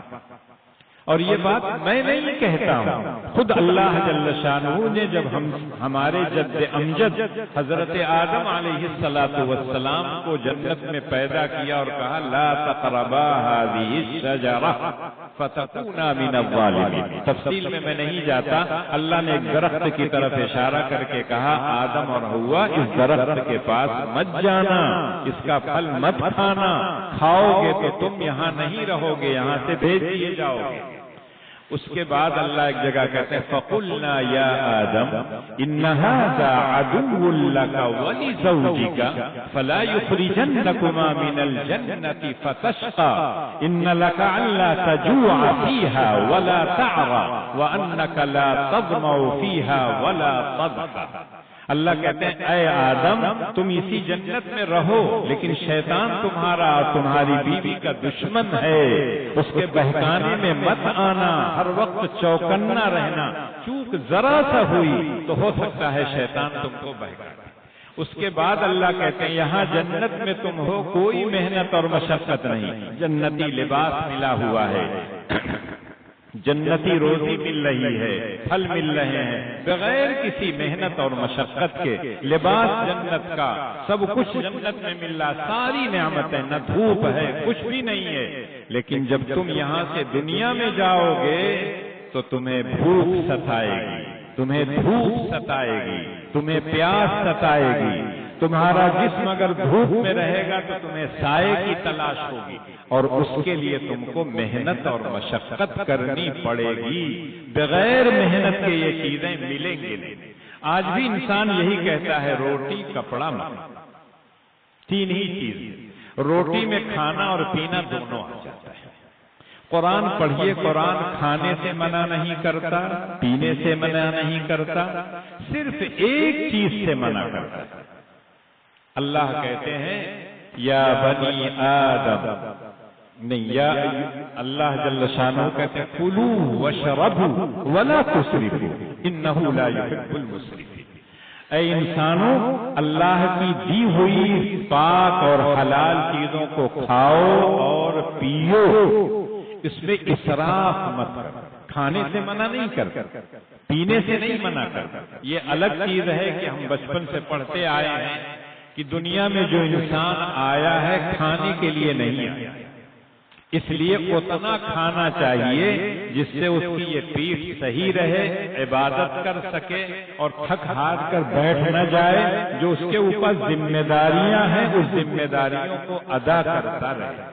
آپ فارسی کا ایک جملہ پڑھتے ہوں گے خوردن برائے زیستن، زیستن برائے خوردن نہیں ہونا چاہیے۔ ہم دنیا میں صرف کھانے کے لیے نہیں آئے، ہم تو کسی اور عظیم مقصد کے لیے آئے، وَمَا خَلَقْتُ الْجِنَّ وَالْإِنسَ إِلَّا لِيَعْبُدُونِ۔ لیکن کھانا اور پینا یہ ضروری ہے، تو اللہ کہتے ہیں تم جو کہتے ہو روٹی تمہاری اہم ضرورت ہے، صحیح ہے کہ کھانا پینا ایک اہم ضرورت ہے، نہیں کھاؤ گے، نہیں پیو گے تو تمہارے اندر قوت اور طاقت نہیں پیدا ہوگی، کیسے اللہ کی عبادت کرو گے، کیسے ان حقوق کو ادا کرو گے جو اللہ کی طرف سے تمہارے اوپر آئے ہیں، اور اللہ کے بندوں کے جو حقوق ہیں وہ اسی وقت ادا ہو سکتے ہیں جب تم صحیح طور پر کھاؤ گے، پیو۔ لیکن ایک چیز سے اللہ نے منع کیا، اسراف سے، ولا تسرفوا، حرام چیز مت کھاؤ، ہر وقت کھانے کی فکر نہ، کھایا گلے تک کھانا ہے اٹکا ہوا، پھر لے آیا پھر کھا لیا، ایسا مت کرو۔ ہر وقت صرف کھانے کی فکر، ہائے کھانا، ہائے کھانا، ہائے کھانا، ایسا مت کرو۔ جائز طریقے پر کھاؤ، اتنی مقدار میں کھاؤ جتنا ضروری ہے۔ صحابہ کرام کے متعلق آتا ہے کہ اللہ کے رسول نے ایک حکیم بھیجا مدینہ طیبہ، کافی دنوں تک تھا، اس کے بعد کوئی آدمی آتا نہیں۔ تو ایک مرتبہ حکیم صاحب نے سب لوگوں سے پوچھا کہ ارے بھائی تم لوگ کیا کرتے ہو کہ بیمار نہیں پڑتے؟ تو ان کا جب بھوک لگتی ہے تو کھاتے، ابھی خواہش باقی رہتی ہے تو چھوڑو۔ کہنے لگا ایسا جب کرو گے تو کبھی نہیں بیمار۔ کلو واشربوا ولا تسرفوا، اسراف جب آپ کریں گے تو یقینی طور پر کیا ہے، آپ بیمار ہوں گے۔ اور یہی وجہ ہے کہ کہا جاتا ہے المعدۃ بیت الداء، پیٹ جو ہے تمام بیماریوں کی جڑ ہے۔ پیٹ صحیح ہو جائے تو سب کچھ، حلال روزی اس میں جائے گی، حلال طریقے پر کھائیں گے، حلال کمایا ہوا مال کھائیں گے، یقیناً سب کچھ درست رہے گا۔ اور جب حرام جائے گا تو آپ یقین کیجئے کہ گڑبڑائے گا۔ اس کا یہ مطلب ہرگز نہیں ہے کہ آپ فوراً کہنا شروع کر دیں کہ فلاں مولوی صاحب تو بیمار ہیں کا حرام کھاتے ہیں، فلاں صاحب تو ٹھیک ٹھاک ہیں کہیں ان کو بیماری ہو گئی۔ یہ عارضی چیز ہے، آزمائشیں آتی ہیں، اس کا یہ مطلب نہیں ہے کہ آپ حلال کھانے کے بعد کبھی بیمار نہیں ہوں گے، کبھی آپ کو پریشانی نہیں۔ دنیا دارالبلا ہے، دارالامتحان ہے، یہاں سب کا امتحان لیا جاتا ہے۔ جو جس پائے کا ہوگا اللہ کے ہاں اسی اعتبار سے اس کی آزمائش ہے۔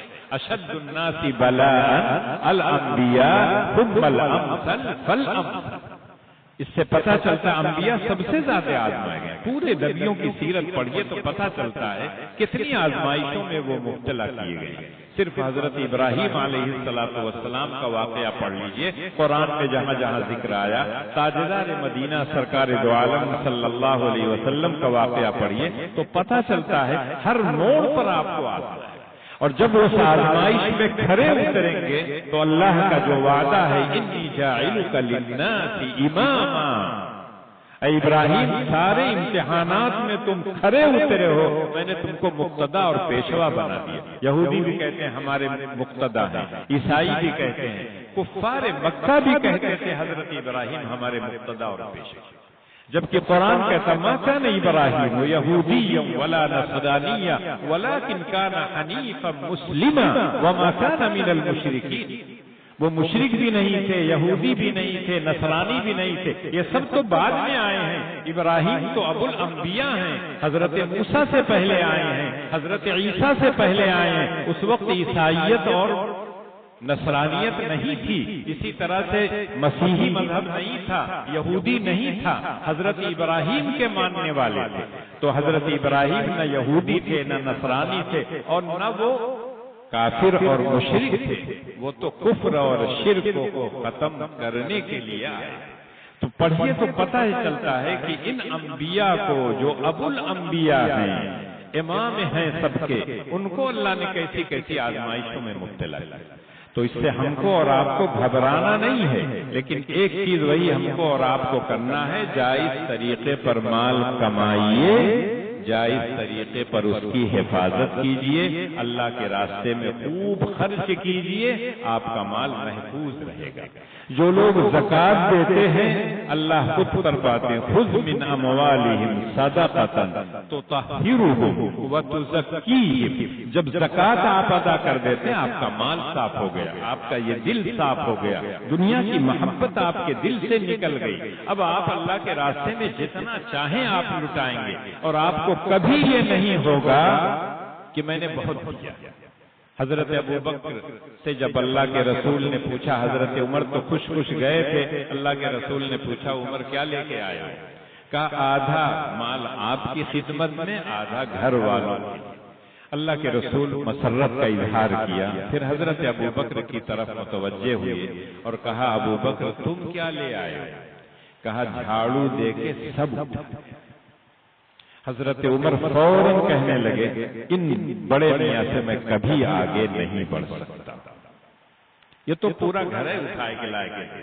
وَيُؤْثِرُونَ عَلَىٰ أَنفُسِهِمْ وَلَوْ كَانَ بِهِمْ خَصَاصَةٌ، دل اتنا ہوتی ہے 56 انچی نہیں، بہت کشادہ اللہ کہتے ہیں۔ جب اسلام قبول کر لیتا ہے تو اللہ کہتے ہیں تمہارا دل بہت کشادہ ہو جاتا ہے، غریبوں کے لیے، مسکینوں کے لیے، یتیموں کے لیے، اپنے لیے، اپنی اولاد کے لیے، اس دل میں بڑی گنجائش ہوتی ہے۔ اللہ جس درجے کا آپ کو مالدار بنائے ہیں اس درجے میں خرچ کرنے پر آپ کو کسی طرح کی کوئی تکلیف نہیں۔ اور تیسری چیز یہ ہے کہ جب مال کو آپ خرچ کرتے ہیں تو ہمیشہ سوچ لیجئے کہاں خرچ کرتے ہیں۔ مال تو محفوظ ہو گیا، صدقہ خیرات کر کے جائز جگہ پہ خرچ کریں گے تو یہ اسراف نہیں کہلائے گا۔ لاکھ روپے کی ایک مسجد اللہ کی بنا دی جہاں اللہ کے بندے رہتے ہیں، کوئی مسجد نہیں ہے۔ جب تک آپ دنیا میں رہیں نہ رہیں، مسجد جب تک آباد ہوگی آپ کو اجر و ثواب ملتا ہے۔ سڑک بیکار ہے، آپ نے کام کر دیا، سڑک بن گئی، لوگ چل رہے ہیں، دعائیں دے رہے ہیں، جس نے بنوایا ہے وہ رہے دنیا میں نہ رہے، اللہ تعالیٰ اس کو اجر و ثواب دیتے رہتے۔ تو انسان کو ان جگہوں پر خرچ کرنا چاہیے جہاں اللہ اس کے رسول نے باقاعدہ ترغیب دی ہے۔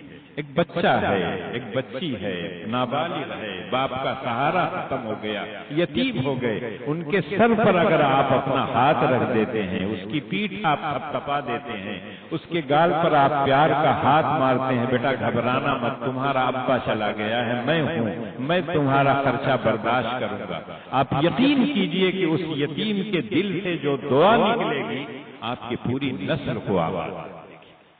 لیکن آپ دوسرے کا جب مال ہڑپ کریں گے، چاہے بیٹی ہو، چاہے بہو ہو، چاہے آپ کی بیوی ہو، چاہے پڑوسی ہو، جب ڈنڈی ماریں گے تو ڈنڈی مارنے والوں کو کبھی دعائیں نہیں دیتا، ہمیشہ اس کے لیے بد دعا کرتا ہے۔ اور آج یہی وجہ ہے کہ انسان کیا ہے، ساری چیزیں ہیں۔ میں اکثر کہا کرتا ہوں 20 سال 25 سال آنکھ بند کر کے دیکھیے، کوئی بھی آدمی اس وقت اس کا جو مکان تھا، اس وقت جو اس کے رہنے سہنے کا معیار تھا، اس کے کھانے پینے کا جو معیار تھا، اور آج آسمان زمین کا فرق ہے۔ پہلے جو چیزیں آرائش کے لیے سمجھی جاتی تھیں کہ اس سے ہم کو آرام ملے گا، سکون ملے گا، آج ضرورت کی چیزوں میں داخل۔ آج دیہات میں چلے جائیے، گیس کا چولہا اینٹھیے جل جاتا ہے، دبا دیجئے، کھٹ سے گل گیا سب۔ پہلے عورتیں اس برسات میں ٹھنڈک میں چولہا جلاتے جلاتے رو پڑتی تھیں، اس کے باوجود کھانا بھی پکاتی تھیں، کوٹتی بھی تھیں، پیستی بھی تھیں خود اپنے ہاتھ سے۔ آج تو گھروں میں ادرک اور لہسن بھی پیسنا مشکل ہے۔ ساری چیزیں پسی پسائی آپ بازار سے لائیے یا سالم لا کے پسوا دیجئے، بیگم کو صرف رکھ کر اس کو ڈالنا ہے، اتنے چمچ اس میں، اتنے چمچ اس پر بھی کہتی ہیں ہماری بہنیں، ہماری مائیں، ہماری بیویاں، اتنا کام رہتا ہے، اتنا کام رہتا ہے۔ کون سا کام ہے بھائی؟ کھانے کی ساری چیزیں آپ کو ایک طرح سے بنی بنائی مل رہی ہیں۔ پہلے مرچا لے کے پیستی تھیں عورتیں تو ہاتھ بھبھانے لگتے، تیل لے کے پوتتی تھیں کہ اتوا جلت تھوڑا سا سکون مل جائے۔ آج تو کچھ نہیں کرنا پڑتا۔ پہلے ادرک لہسن کہتے تھے نہیں تازہ پیس کے، اب تو مشین گھر سے کیا اور رکھ دیا، نکال کے ڈالا۔ کہاں جاتا ہے وقت؟ پہلے کپڑا خود دھلتی تھی ہاتھ سے، اب مشین میں ڈالا، کمبل ہو جو چیز ہو سب ڈال کے دھو دیا، پھیلا دیا، کچھ محنت نہیں۔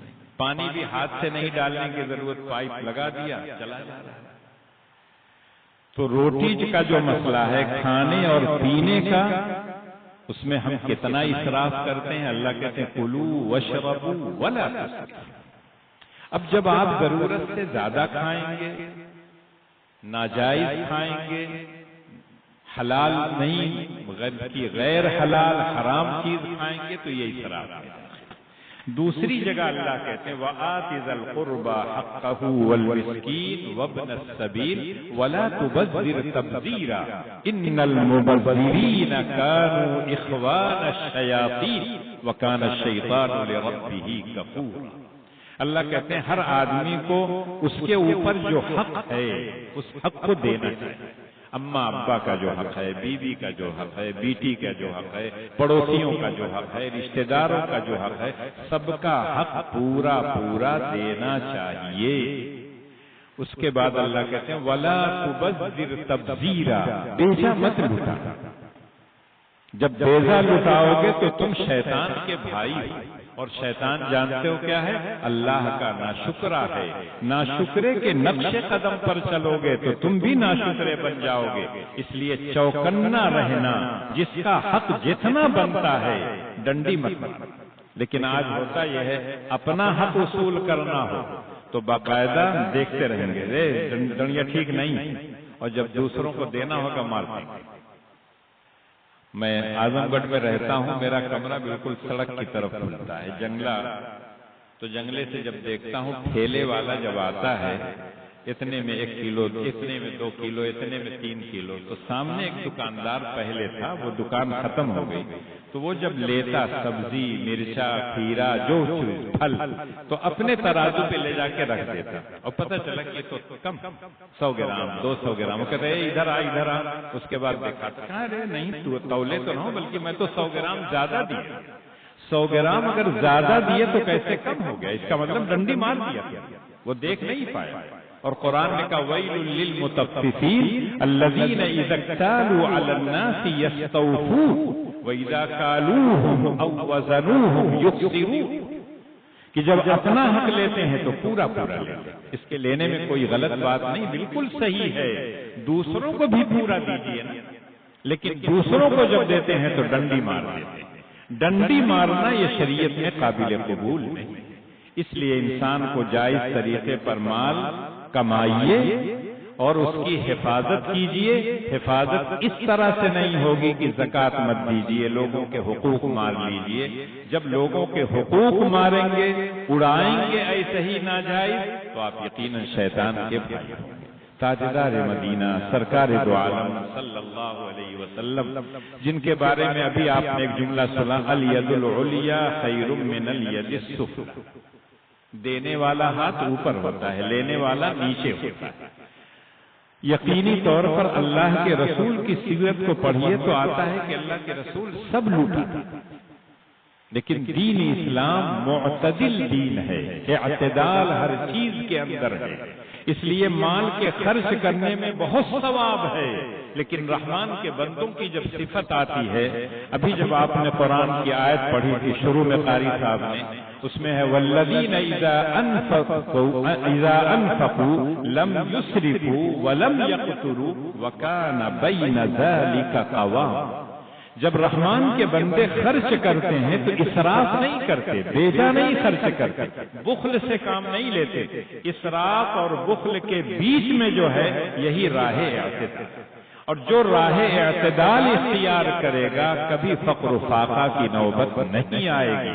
یہ بات ابوذر نہیں کہہ رہا ہے، دنیا کا سب سے سچا، سب سے اچھا انسان تاجدار مدینہ سرکار دو عالم صلی اللہ علیہ وسلم کہتے ہیں کہ جو آدمی اس طرح سے رہے گا یقینی طور پر اللہ تعالیٰ اس کو چین اور سکون نصیب فرمائے گا۔ تو پتہ یہ چلتا ہے کہ ہم کو ڈنڈی نہیں مارنا ہے، سب کو پورا پورا حق دینا۔ اور آپ یہ سمجھتے ہیں کہ زکوٰۃ نہیں دیں گے تو مال ہمارے پاس بچ جائے گا، نہیں، زکوٰۃ دیں گے مال بڑھے گا، صدقہ کریں گے تو بڑھے گا۔ اللہ کے رسول نے تو مثال دیا، جیسے ایک آدمی گھوڑی پالتا ہے، بچہ دیا تو بچہ چھوٹا ہوتا ہے، لیکن پالتے پالتے بڑا ہوتے ہوتے ایک دن گھوڑا ہوتا ہے، اور پھر وہ ساری اپنی ضرورتیں پوری کرتا ہے۔ ایک آدمی اللہ کے راستے میں تھوڑا سا مال خرچ کرتا ہے، اللہ تعالیٰ کے فرشتے اس کی پرورش کرتے کرتے اس کو پہاڑ کے برابر کرتے ہیں۔ تو پتہ چلا کہ آپ کو صدق دل سے اخلاص کے ساتھ اللہ کی رضا جوئی کے لیے خرچ کرنا پڑے گا، تب یہ مال آپ کے لیے صحیح ہو جائے گا۔ اس لیے اللہ نے اپنے نبی سے بھی کہا وَلَا تَجْعَلْ يَدَكَ مَغْلُولَةً إِلَىٰ عُنُقِكَ وَلَا تَبْسُطْهَا كُلَّ الْبَسْطِ فَتَقْعُدَ مَلُومًا مَحْسُورًا۔ اے نبی آپ بخل سے کام مت لیجیے۔ بخیل کا کام ہوتا اپنے ہاتھ کو یہاں رکھتا تاکہ بڑھا کے دینا۔ دیکھا ہوگا بہت سے لوگ بڑے مالدار ہوتے ہیں، جب آپ جا کے کہیے کہ محلے میں فلاں غریب ہے، اس کو کہاں پیسہ ہے، بہت اگر آپ کے کہنے میں آ گیا تو کئی مرتبہ ٹٹولے گا ادھر ادھر، بہت احسان کے ساتھ پتہ چلا 100 روپیہ نکال دیا، لیکن جب کہیں نمائش ہو تو جتنا چاہے اس سے دے دیجیے۔ کرکٹ کے میچ کا افتتاح کرنا، لو جاؤ 1 لاکھ، اس لیے کہ وہاں نام ہوگا، 10 گاؤں تک نام پہنچے گا، فلاں سیٹ صاحب نے 1 لاکھ روپیہ دیا۔ ایسے ہی کوئی ضرورت جب پیش آتی ہے تو آدمی کٹ بناتا ہے، چاہے رمضان کی ہو، چاہے عید کی ہو، چاہے کوئی ہو، اور فوٹو کھنچواتا ہے۔ اللہ کے راستے میں دیا ہے، چپ چاپ دے دو نا۔ صدقہ اگر چھپا کے دیتے ہیں تو یہ زیادہ بہتر ہے، دکھا کے دیتے ہیں گنجائش ہے۔ ان تبدوا الصدقات فنعما هي وان تخفوها فتؤتوها الفقراء فهو خير لكم۔ لیکن فقہا یہ کہتے ہیں کہ جو واجب خرچ ہے اس کو اگر دکھا کے دیتے ہیں ترغیب کے لیے تو یہ بہتر ہے۔ ایک آدمی زکوٰۃ دے رہا ہے، ایک آدمی کو جانتا ہے کہ یہ صاحب نصاب ہے لیکن زکوٰۃ نہیں دیتا ہے، اس کے سامنے کہہ کے دیتا ہے یہ زکوٰۃ کی رقم ہے، یہ لے جاؤ فلاں غریب کو دے دو، تو اس کے ذہن میں آئے گا میں بھی تو مالدار ہوں، میں نے تو کبھی نہیں زکوٰۃ نکالا۔ لیکن جب آپ نفل صدقہ کریں، نفل خرچ کریں تو اس ہاتھ سے دیجئے، اس ہاتھ کو بھی مانگیں۔ سب اس روز اللہ کے سائے میں ہوں گے جب کوئی سایہ اللہ کا نہیں، اللہ کے علاوہ کوئی اور سایہ نہیں۔ اور اللہ کے رسول صلی اللہ علیہ وسلم نے باقاعدہ کہا ہے ان لوگوں کی تشریح کی 7 آدمی ہیں، تفصیل میں نہیں جاتا۔ ایک آدمی اللہ کے راستے میں صدقہ کرتا ہے داہنے ہاتھ سے، اس کے بائیں ہاتھ کو بھی نہیں پتہ چلتا کہ کیا صدقہ کیا۔ دوسری نعمت اولاد۔ کچھ چیزیں چونکہ آپ سن چکے تھے ڈاکٹر فخر الدین صاحب سے، اس لیے میں اس پر صرف اشارہ کروں گا۔ جیسے اس میں 3 کام ہم کو کرنا رہتا ہے، حصول، حفاظت اور خرچ۔ ایسے ہی اولاد کے سلسلے میں صرف دعاؤں سے اولاد نہیں، صرف تمناؤں اور آرزوؤں سے نہیں ملتی۔ آپ مسجد میں بیٹھ جائیں، سارے لوگ بیٹھ کے خوب دعا کریں، اللہ کے سارے اسماء حسنی پڑھ کر دعا کریں، تب بھی آسمان سے اولاد نہیں ٹپکے گی، کھیت سے اولاد نہیں نکلے گی۔ جو اسباب ہیں اس دنیا میں اس کو اختیار کریں گے تب۔ للہ ملک السماوات والارض یخلق ما یشاء یہب لمن یشاء اناثا ویہب لمن یشاء الذکور او یزوجہم ذکرانا واناثا ویجعل من یشاء عقیما۔ اللہ کہتے ہیں سارے آسمان اور زمین کا مالک میں ہوں، جیسے چاہتا ہوں میں پیدا کرتا ہوں۔ آدم کو بغیر ماں باپ کے پیدا کیا، عیسیٰ کو بغیر باپ کے پیدا کیا، سارے انسانوں کو ماں باپ کے ذریعے پیدا کیا۔ کسی کو صرف بیٹیاں دیتا ہوں، کسی کو صرف بیٹے دیتا ہوں، کسی کو دونوں دیتا ہوں، کسی کو کچھ نہیں۔ یہ اللہ کا شان۔ جس کو صرف بیٹیاں ملتی ہیں تو کہتا اللہ میں ایک بیٹا وہ دے دے، جس کو صرف بیٹا دیتے ہیں تو کہتے اللہ نے ایک بیٹی وہ دے دے۔ جس کو کچھ نہیں ملتا ہے وہ کبھی کبھی اس حد تک چلا جاتا ہے، اے میرے مولا کچھ تو دے دیجئے، لنگڑا صحیح، لولا صحیح، کچھ تو دے دیجئے۔ اس لیے اس سے پتا چلتا ہے کہ اولاد اللہ کی کتنی بڑی نعمت، اور جس کو دونوں دے دیتے ہیں تو پتا چلا دوپہریا میں سوئے نہیں پہنچے۔ صبح اسکول جانا ہے، ایک لڑکا کھڑا ہوتا ہے، ابو پنسل چاہیے، دوسرا کہتا ہے فیس چاہیے، تیسرا کہتا ہے کاپی چاہیے، پریشان،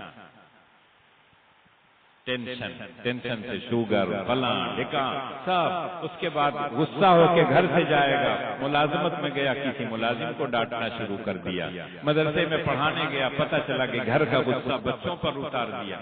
سب ہوتا اور سب لوگ جانتے۔ تو اولاد اللہ زیادہ دے دیں تو اس کو فکر ہوتی کہاں سے کھیئی بے، کہاں سے پیئی بے، جبکہ اللہ کہتے ہیں میں نے پیدا کیا ہے۔ میں اولاد کا جب ہم نام لیتے ہیں تو اولاد میں دونوں شامل، بیٹا اور بیٹی۔ اور جب آپ قرآن کو پڑھتے ہیں تو پتہ چلتا ہے کہ اسلام سے پہلے جب بیٹیاں کسی کے گھر میں پیدا ہوتی تھیں ان کی ناک کٹ جاتی تھی، ان کی عزت آبرو پر پھپا لگ جاتا تھا، سر چھپا کے گھر میں بیٹھ جاتے تھے۔ کیسے نکلیں؟ اب 2 ہی شکل ہے، یا تو اس بیٹی کو زندہ دفن کر دیں یا نہیں تو زندہ رکھیں تو زندگی بھر جب تک یہ دنیا میں رہے گی تو داماد گھر آتا رہے گا، اس کی خاطر تواضع کرے گی۔ تو اس لیے وہ دفن کر دیا کرتے تھے۔ اس وقت تو پیدا ہونے کے بعد دفن کرتے تھے۔ آج تو سائنسی ترقیات اتنی زیادہ ہو گئی ہیں کہ دنیا میں آنے سے پہلے ہی بیچارے کو مار دیتے ہیں، جبکہ ساری پابندیاں ہیں کہ آپ پہلے اس وقت جانچ مت کرائیے کہ بیٹا ہے یا بیٹی ہے، لیکن اس کے باوجود اگر ذرا سا پتہ چل جاتا ہے، جو لوگ اپنے آپ کو دانشور کہتے ہیں، پڑھا لکھا کہتے ہیں، ان کے ہاں بھی ہے ہم دو ہمارے، اب دونوں چلے گئے تب بیٹھ کے رو۔ اگر دو آپ مانگے دونوں چلے گئے تو جب دونوں دنیا سے چلے گئے تو بڑھاپے میں آپ کو کون دیکھے؟ اللہ جس کو دیتے ہیں جتنا دیتے ہیں اس کی آپ دیکھ بھال کیجیے۔ تو اولاد حاصل کیسے ہوگی؟ جب آپ شادی کریں گے، بیگم سے ملیں گے، تب جا کے اللہ اولاد دیں گے۔ تو حصول اولاد کا یہ ذریعہ، کسی قبر پہ جا کے آپ کہتے ہیں بٹوا دے گا تو بٹوا نہیں ملتا ہے، لیکن جب اولاد کے ہونے میں کوئی تاخیر ہوتی ہے تو کبھی کبھی آپ سنتے ہوں گے کوئی نہ جانے کون کون بابا کے پاس جاتے ہیں، نہ نماز ہے نہ روزہ ہے، دیکھنے میں بھی لگتا ہے کہ ایسے ہی اچھا انسان بھی نہیں لگتا ہے، لیکن آپ جاتے ہیں اور وہ کبھی کبھی کہہ دیتا ہے پڑوس میں تمہارے جو بچہ ہے اس کو مار ڈالو تو تمہارے یہاں اولاد پیدا ہو۔ بعض عورتیں اس کے لیے بھی تیار ہو جاتی ہیں کہ میری گود خالی نہ رہے، میری گود بھر، لیکن کتنا بڑا جرم ہے آپ۔ اسی طرح سے جب شادی ہو جاتی ہے، ملتا ہے بیوی سے اور اس کو یہ احساس ہوتا ہے کہ اب حمل ٹھہر گیا ہے تو اللہ سے دعا کرتا ہے لَإِنْ آتَيْتَنَا صَالِحًا لَنَكُونَنَّ مِنَ الشَّاكِرِينَ۔ اے اللہ جو پیٹ میں بچہ پل رہا ہے میری بیگم کے، اس کو اگر صحیح سالم آپ نے تندرست اور تمام اعضاء صحیح سالم ہو آپ نے دنیا میں بھیج دیا تو میں آپ کا شکر ادا کرتا ہوں۔ خود اللہ کہتے ہیں جب میں دے دیتا ہوں جعل لہ شرکاء، اب جب بیٹا پیدا ہو جاتا ہے 2 سال کے بعد 2.5 سال کے بعد تو بیوی کہے گی فلاں کے پاس سے تعویذ لایا تھا، فلاں کے پاس سے میں گنڈا لے آئی تھی، فلاں کے پاس سے میں دوا لے آئی تھی۔ بیمار ایک آدمی ہے، علاج کر سکتا ہے، اس میں کوئی حرج نہیں، لیکن اللہ نے صحت اور تندرستی دی ہے، اولاد ہونے میں تھوڑی سی دیر ہو رہی ہے تو اس کو غلط جگہ پہ مت کیجیے، اللہ سے دعا کیجیے، اللہ ہی دیتے ہیں، دعا کیجیے اللہ دیں گے۔ اور بہت سے لوگوں کو 5-5 سال کے بعد 6-6 سال کے بعد بچہ ہوتا ہے، اور جب بچہ پیدا ہوتا ہے تو آپ جانتے ہیں کہ 9 مہینے تک تو ماں بیچاری پیٹ میں رکھتی ہے، اس کے بعد جنتی ہے، پھر دودھ پلاتی ہے، پھر اس کی پرورش کا سارا کام کرتی ہے۔ کہا بھی جاتا ہے ماں کی آغوش پہلی تربیت گاہ، پہلی دانش گاہ ہے۔ مائیں جب اچھی تھیں تو اولاد چاہے بیٹا ہو چاہے بیٹی ہو اچھی ہو۔ آج بھی اگر کسی کے اندر اچھائی آپ دیکھتے ہوں، جب آپ اس کا سروے کریں گے، تحقیق کریں گے تو پتہ چلے گا اس کی ماں اچھی تھی۔ اچھی ہونے کا یہ مطلب نہیں ہے کہ گوری تھی، لمبی تھی، پیسے والی تھی۔ اللہ کے رسول نے اس وقت جب نکاح ہوتا ہے تو اللہ کے رسول نے کہا عام طور سے لوگ دیکھتے ہیں اس کے مال کو، اس کے حسن و جمال کو، اس کے حسب و نسب کو یا دین کو۔ اللہ کے رسول نے کہا فَاظْفَرْ بِذَاتِ الدِّینِ تَرِبَتْ یَدَاکَ، مالدار مل جائے، حسین و جمیل مل جائے، اچھی خاندان کی مل جائے، کوئی حرج کی بات نہیں، لیکن دین مقدم کرنا چاہیے۔ دیندار اگر ہے اس کے ساتھ حسن و جمال والی عورت مل جائے، حسن و جمال والا لڑکا مل جائے، پیسے والا مل جائے، سب کچھ صحیح، صرف بچیوں کے اندر نہیں ہے، بچوں کے اندر بھی یہی دیکھنا چاہیے۔ آج جب کسی سے پوچھتے ہیں ہاں لڑکا بڑا اچھا کام، بھائی نماز نہیں پڑھتا، اس کا مطلب یہ ہے کہ جو اصل بنیاد تھی دین کی وہی نہیں ہے، اور اس کے بعد آپ کہنے کہ اچھا ہے، پیسہ جو کما رہا ہے وہ اچھا نہیں کہلاتا، جو بچی گوری ہے وہ اچھی نہیں کہلائے گی، جس کی سیرت کردار اچھا ہو۔ الرجال قوامون علی النساء بما فضل اللہ بعضهم علی بعض وبما انفقوا من اموالهم فالصالحات قانتات حافظات للغیب بما حفظ اللہ۔ مرد گھر کے ذمہ دار ہوتے ہیں، اللہ نے ان کو صلاحیت دی، ان کو قوت دی ہے، مال کمانے کی طاقت ان کو اندر اللہ نے پیدا کی۔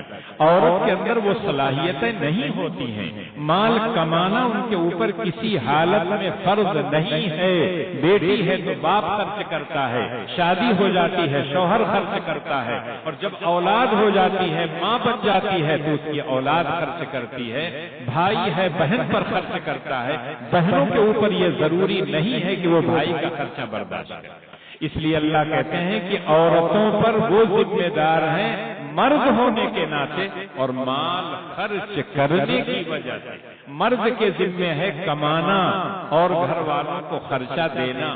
جب نکاح ہوتا ہے تو آپ کو بلواتے ہیں تو وہ کہتا ہے نا قبلت، اس کے بعد اگر گھر جائے کہے میں تو خالی ان کی لڑکیاں کا قبول کیا رہا ہوں، کونوں کہہ رہا ہوں کہ میں کھانا دے ہوں، کپڑا دے ہوں، مکان دے ہوں، لیکن جب آپ نے قبیل تو کہا تو اس بچی کے ساتھ اس کے تمام لوازمات آپ نے قبول کر لیا کہ میں اپنے گھر میں رکھوں گا، جیسا کھاؤں گا اس کو کھلاؤں گا اور جیسا پہنوں گا خود اس کو پہناؤں گا۔ یہ ضروری ہے، اور نہیں اگر آپ کریں گے تو آپ یقینی طور پر غلط کر رہے ہیں، اس کا حق مار رہے ہیں۔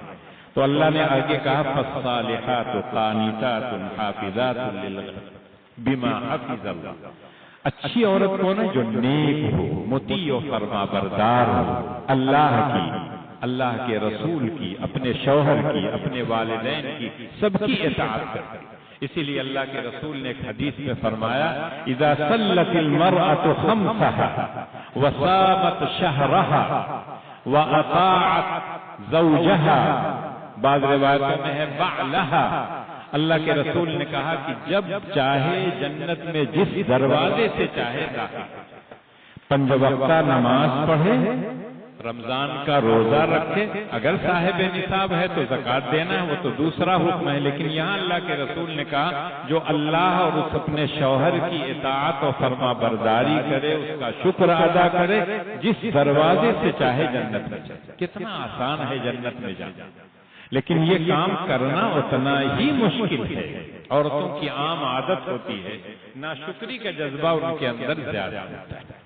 جب تک آپ کھلاتے پلاتے رہیں گے بہت تعریف، اور جہاں ذرا سا کمی ہو گئی، اس گھر میں جب سے آئی ہوں مرغی دیکھا ہی نہیں، اب تو مرغی سڑک پہ ٹہل رہی ہے، کوئی پوچھنے والا نہیں، ڈاکٹر بھی کہتے ہیں کم کھاؤ۔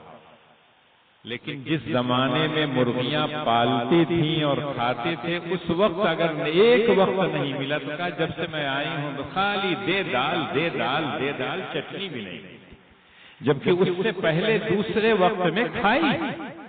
کہیں جانا چاہتی ہے، رشتہ داری میں شادی ہے، رشتے میں ہے، بہت قریبی نہیں ہے، اب شوہر نے کہا کہ چلی جانا، ہم گاڑی کر دیں گے، تم کو مٹھائی دے دیں گے لے کے چلنا، نہیں 3 جوڑا کپڑا چاہیے، زیور چاہیے، فلاں چاہیے، سب چاہیے، خالی مٹھائی لے کے جانا تو چلے جائے، ہم میں جائے کی ضرورت ہے۔ جانتی ہے کہ میرے شوہر کی آمدنی اتنی نہیں ہے، چرا کے لے آئے گا، قرضہ مانگ کے لے آئے گا، قرضہ کہاں سے ادا کرے گا؟ تو جو عورت گھر کی چیزوں کو جانتی ہے، اسی لیے اس کو گھر کی ملکہ کہا گیا ہے، وہ مجلسوں کی زینت نہیں بنتی ہے۔ شوہر کما کے دے گا، جو اس کے ہاتھ میں آیا اس کو صحیح طور پر اپنے گھر میں خرچ، اسی لیے آتا ہے الدنیا کلھا متاع وخیر متاعها المرأة الصالحة، دنیا کی ساری چیزیں فائدہ اٹھانے کی ہیں، سب سے بہترین فائدہ اٹھانے کی چیز نیک عورت، اور نیک عورت کون ہوگی؟ جس کا کردار اچھا ہو، جو دیندار ہو، گھر میں آئے گی، اگر گھر جہنم ہے تو اس کو جنت بنا دے گی، اور اگر کوئی عورت بے سلیقہ چلی آئی، غیر دیندار چلی آئی، ایمے اومے کیے ہوئے ہے، تو آپ یقین کیجئے ہو سکتا ہے کہ گھر برباد۔ کوئی حسین و جمیل آپ لے آئے، حسن و جمال چند روزہ ہے، بڑھاپا آئے گا سارا حسن ختم، بلکہ چند مرتبہ اگر چلی آئے جہاں جانتے ہیں لیٹرین، تو پتہ چلا کہ سارا حسن و جمال کل بہ۔ اسی طرح سے مال آنے جانے والی چیز ہے، اس پر اعتبار نہیں کیا جاتا، حسب و نسب تو اسلام میں کچھ ہے ہی نہیں ہے۔ لا فضل لعربی على عجمی ولا لأسود على احمر ولا لأحمر على ابیض الا بالتقوى۔ جو متقی ہے وہ اللہ کا مکرم اور مشرف ہے. ان اکرمکم عند اللہ اتقاکم. تو اولاد کے حصول کا جو ذریعہ ہے اس کو اپنائیے. اور جب اولاد آ جائے، جیسے آپ اس کے کھانے کی فکر کرتے ہیں، اس کے پینے کی فکر کرتے ہیں، اس کے لیے مکان کی فکر کرتے ہیں، اس کے لباس کی فکر کرتے ہیں، اسی طرح سے اس کو محفوظ رکھیے تمام غلط چیزوں سے. آج ہمارے گھروں میں جتنی چیزیں آ گئی ہیں، گھر برباد ہو کے ہو گئے. جب سے لوگ باہر جانے لگے، پتہ چلا بیٹیوں کو اتنا بڑا بڑا موبائل، بیٹوں کو نہ کوئی فیکٹری ہے نہ کہیں کوئی کام ہے. اب وہ رات کی تاریکی میں چھت پہ جا کے گھنٹوں کس سے بات کرتے ہیں. اور جب گھر سے نکل جاتا ہے قدم ان کا، تب کہا یہ موری بیٹیوا ایسا کہی دی ہے. آپ نے اس کو دیا. پہلے نوٹنکی کا ناچ دیکھنا ہوتا تھا تو غیر مسلموں کی شادی میں لوگ جاتے تھے، باہر چارپائی پہ کمبل ایسا رکھ دیتے تھے، ابا سمجھے بیٹا ہوا سوا، اور چپ چاپ جاتا تھا، نوٹنکی کا ناچ دیکھ کے چلا آتا تھا. آج تو نوٹنکی کا ناچ سب گھر لے کے جیب میں سوتے، کسی کو پتہ بھی نہیں چلے گا. اور چلے جائیے اپنے علاقوں میں، کسی میڑ پر، کسی کھیت میں، کسی کنارے بیٹھ کے جوجھ رہے، ایک دم دیکھ رہے. اچھی چیز ویسے نہیں دیکھی جاتی. تو پتہ چلا کہ بچوں کی حفاظت کیجیے غلط نظریات سے، بری عادتوں سے، سب چیزوں سے. اور ان کے مستقبل کی فکر کیجیے. اور مستقبل کی فکر صرف دنیا کے اعتبار سے نہیں بلکہ آخرت کے اعتبار سے. ربنا هب لنا من ازواجنا وذرياتنا قرة اعین واجعلنا للمتقین اماما. یہ ہم کو دعا سکھائی گئی. ہماری بیویاں، ہماری اولاد ہماری آنکھوں کی ٹھنڈک ہو، جب دیکھیں ہم تو سکون ملے. لیکن آج بہت سی اولاد جب گھر سے نکلتی ہے تو ان کے ماں باپ کیا ہے، اس ہاتھ کو دل پر رکھ کے کہتے ہیں معلوم نہیں کاؤ کہیں گئے. آج تو حالات بھی ایسے ہو گئے ہیں کہ ہر آدمی ڈرتا ہے. لیکن اس کے علاوہ جو اولاد غلط کام کرتی ہے وہ اگر دیکھا جائے تو اس سے لوگوں کی حفاظت کرنی چاہیے اور مستقبل کی فکر کیجیے آخرت کے اعتبار. اور یہی وجہ ہے کہ ایک واقعہ سنا کے بعد ختم کروں گا. حضرت یعقوب علیہ السلام ایک نبی ہیں اور پورا خاندان نبیوں کا ہے. انہوں جب دنیا سے جانے لگے تھے تو ایک سوال کیا تھا سب کو اکٹھا کر کے، ما تعبدون من بعدی، میرے بعد کس کی بندگی کرو گے، کس کے بتائے ہوئے طریقے پر چلو گے. تربیت ان کی صحیح ہوئی تھی. انہوں نے صاف کہہ دیا نعبد الہک و الہ آبائک ابراہیم و اسماعیل و اسحاق الہا واحدا ونحن لہ مسلمون. اس لیے دنیا سے جانے سے پہلے بچہ ہو بچی ہو اس کی ایسی تربیت کر کے جائیے کہ وہ صحیح راستے پر چلتے چلتے دنیا سے جائے. جیسے آپ کے سامنے وہ نماز پڑھتی تھی، نماز پڑھتا تھا، تلاوت کرتا تھا، تلاوت کرتی تھی، اچھے کام کرتے تھے، بے پردہ کہیں نہیں جاتی تھی. آج تو فیشن ہو گیا ہے. جس اسلام نے عورت کو فرش سے اٹھا کر عرش پہنچایا، بیٹی کی شکل میں، بیوی کی شکل میں، ماں کی شکل میں، اگر آپ دیکھ لیں ماں کے قدموں کے نیچے جنت ہے. اور جتنی الفاظ قرآن میں حدیث میں آئے ہیں اس سے پتہ چلتا ہے کہ ماں کا مرتبہ کتنا اونچا اور کتنا بڑا. تو ان تمام چیزوں کو جب آپ اپنے بچوں کو سکھلائیں گے، اپنے گھر کی بچیوں کو سکھلائیں گے تو آپ یقین کیجئے کہ صحیح راستے پر رہیں گے، سکون بھی آپ کو ملے گا. اور جب یہاں سے جائیں گے تو آخرت میں بھی آپ کو اللہ تعالیٰ ساری نعمتوں سے نوازیں گے. اللہ مجھ کو بھی اور آپ کو بھی کہنے اور سننے سے زیادہ عمل کی توفیق دے.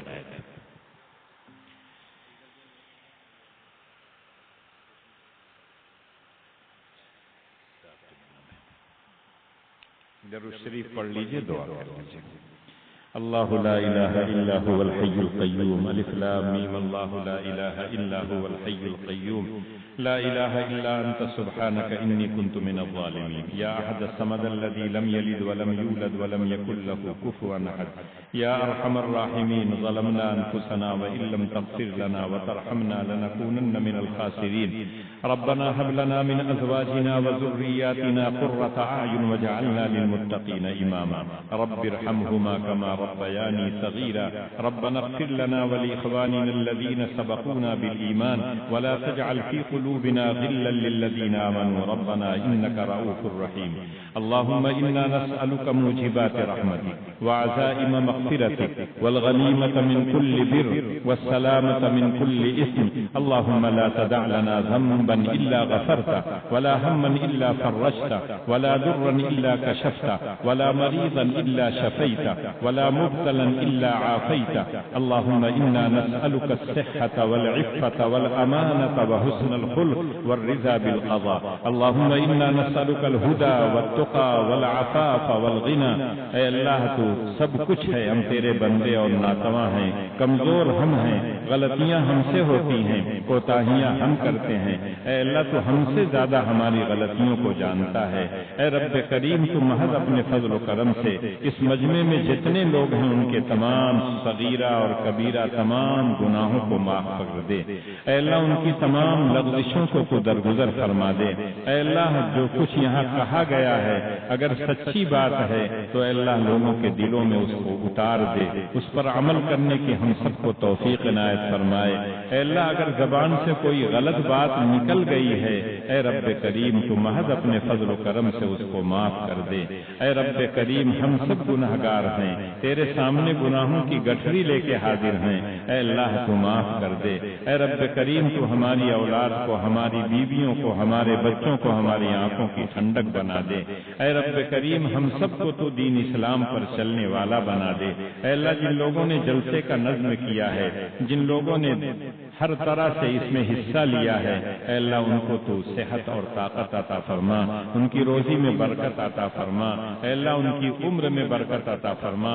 اس طرح کے دینی کاموں کے کرنے کی ہمت اور توفیق عنایت فرما، اے رب کریم جو بیمار ہیں ان کو شفاء کاملہ عاجلہ عطا فرما، جو پریشان حال ہیں ان کی پریشانیوں کو دور فرما، ابھی ایک بچے کا ایکسیڈنٹ ہو گیا ہے ثاقب، اے اللہ ان کا آپریشن ہونے والا ہے تو اس آپریشن کو کامیاب بنا، اے اللہ اس کو صحت اور عافیت عطا فرما، اے اللہ مجمع میں جو لوگ بھی آئے ہیں چاہے ہماری مائیں اور بہنیں ہوں، ہمارے باپ اور ہمارے چچا اور بھائی ہوں، اے اللہ تو سب لوگوں کی غلطیوں کو معاف فرما دے، اے اللہ تو ان کو دنیا میں بھی چین اور سکون کی زندگی نصیب فرما، جنت کی نعمتوں سے ان کو نواز دے، اے اللہ اس مجمع میں بہت سے بچے ہیں، بہت سے بوڑھے ہیں، اے اللہ تو انہی کی لاج کر، اے اللہ ان کی وجہ سے تو ہماری دعاؤں کو قبول فرما لے، اے رب کریم تیرے سامنے یہ ہاتھ پھیلایا ہے، اے اللہ تو بہت بڑا داتا ہے، تیرے یہاں دینے سے کسی چیز کی کمی نہیں ہوتی، جب تجھ سے مانگا جاتا ہے تو تو خوش ہوتا ہے،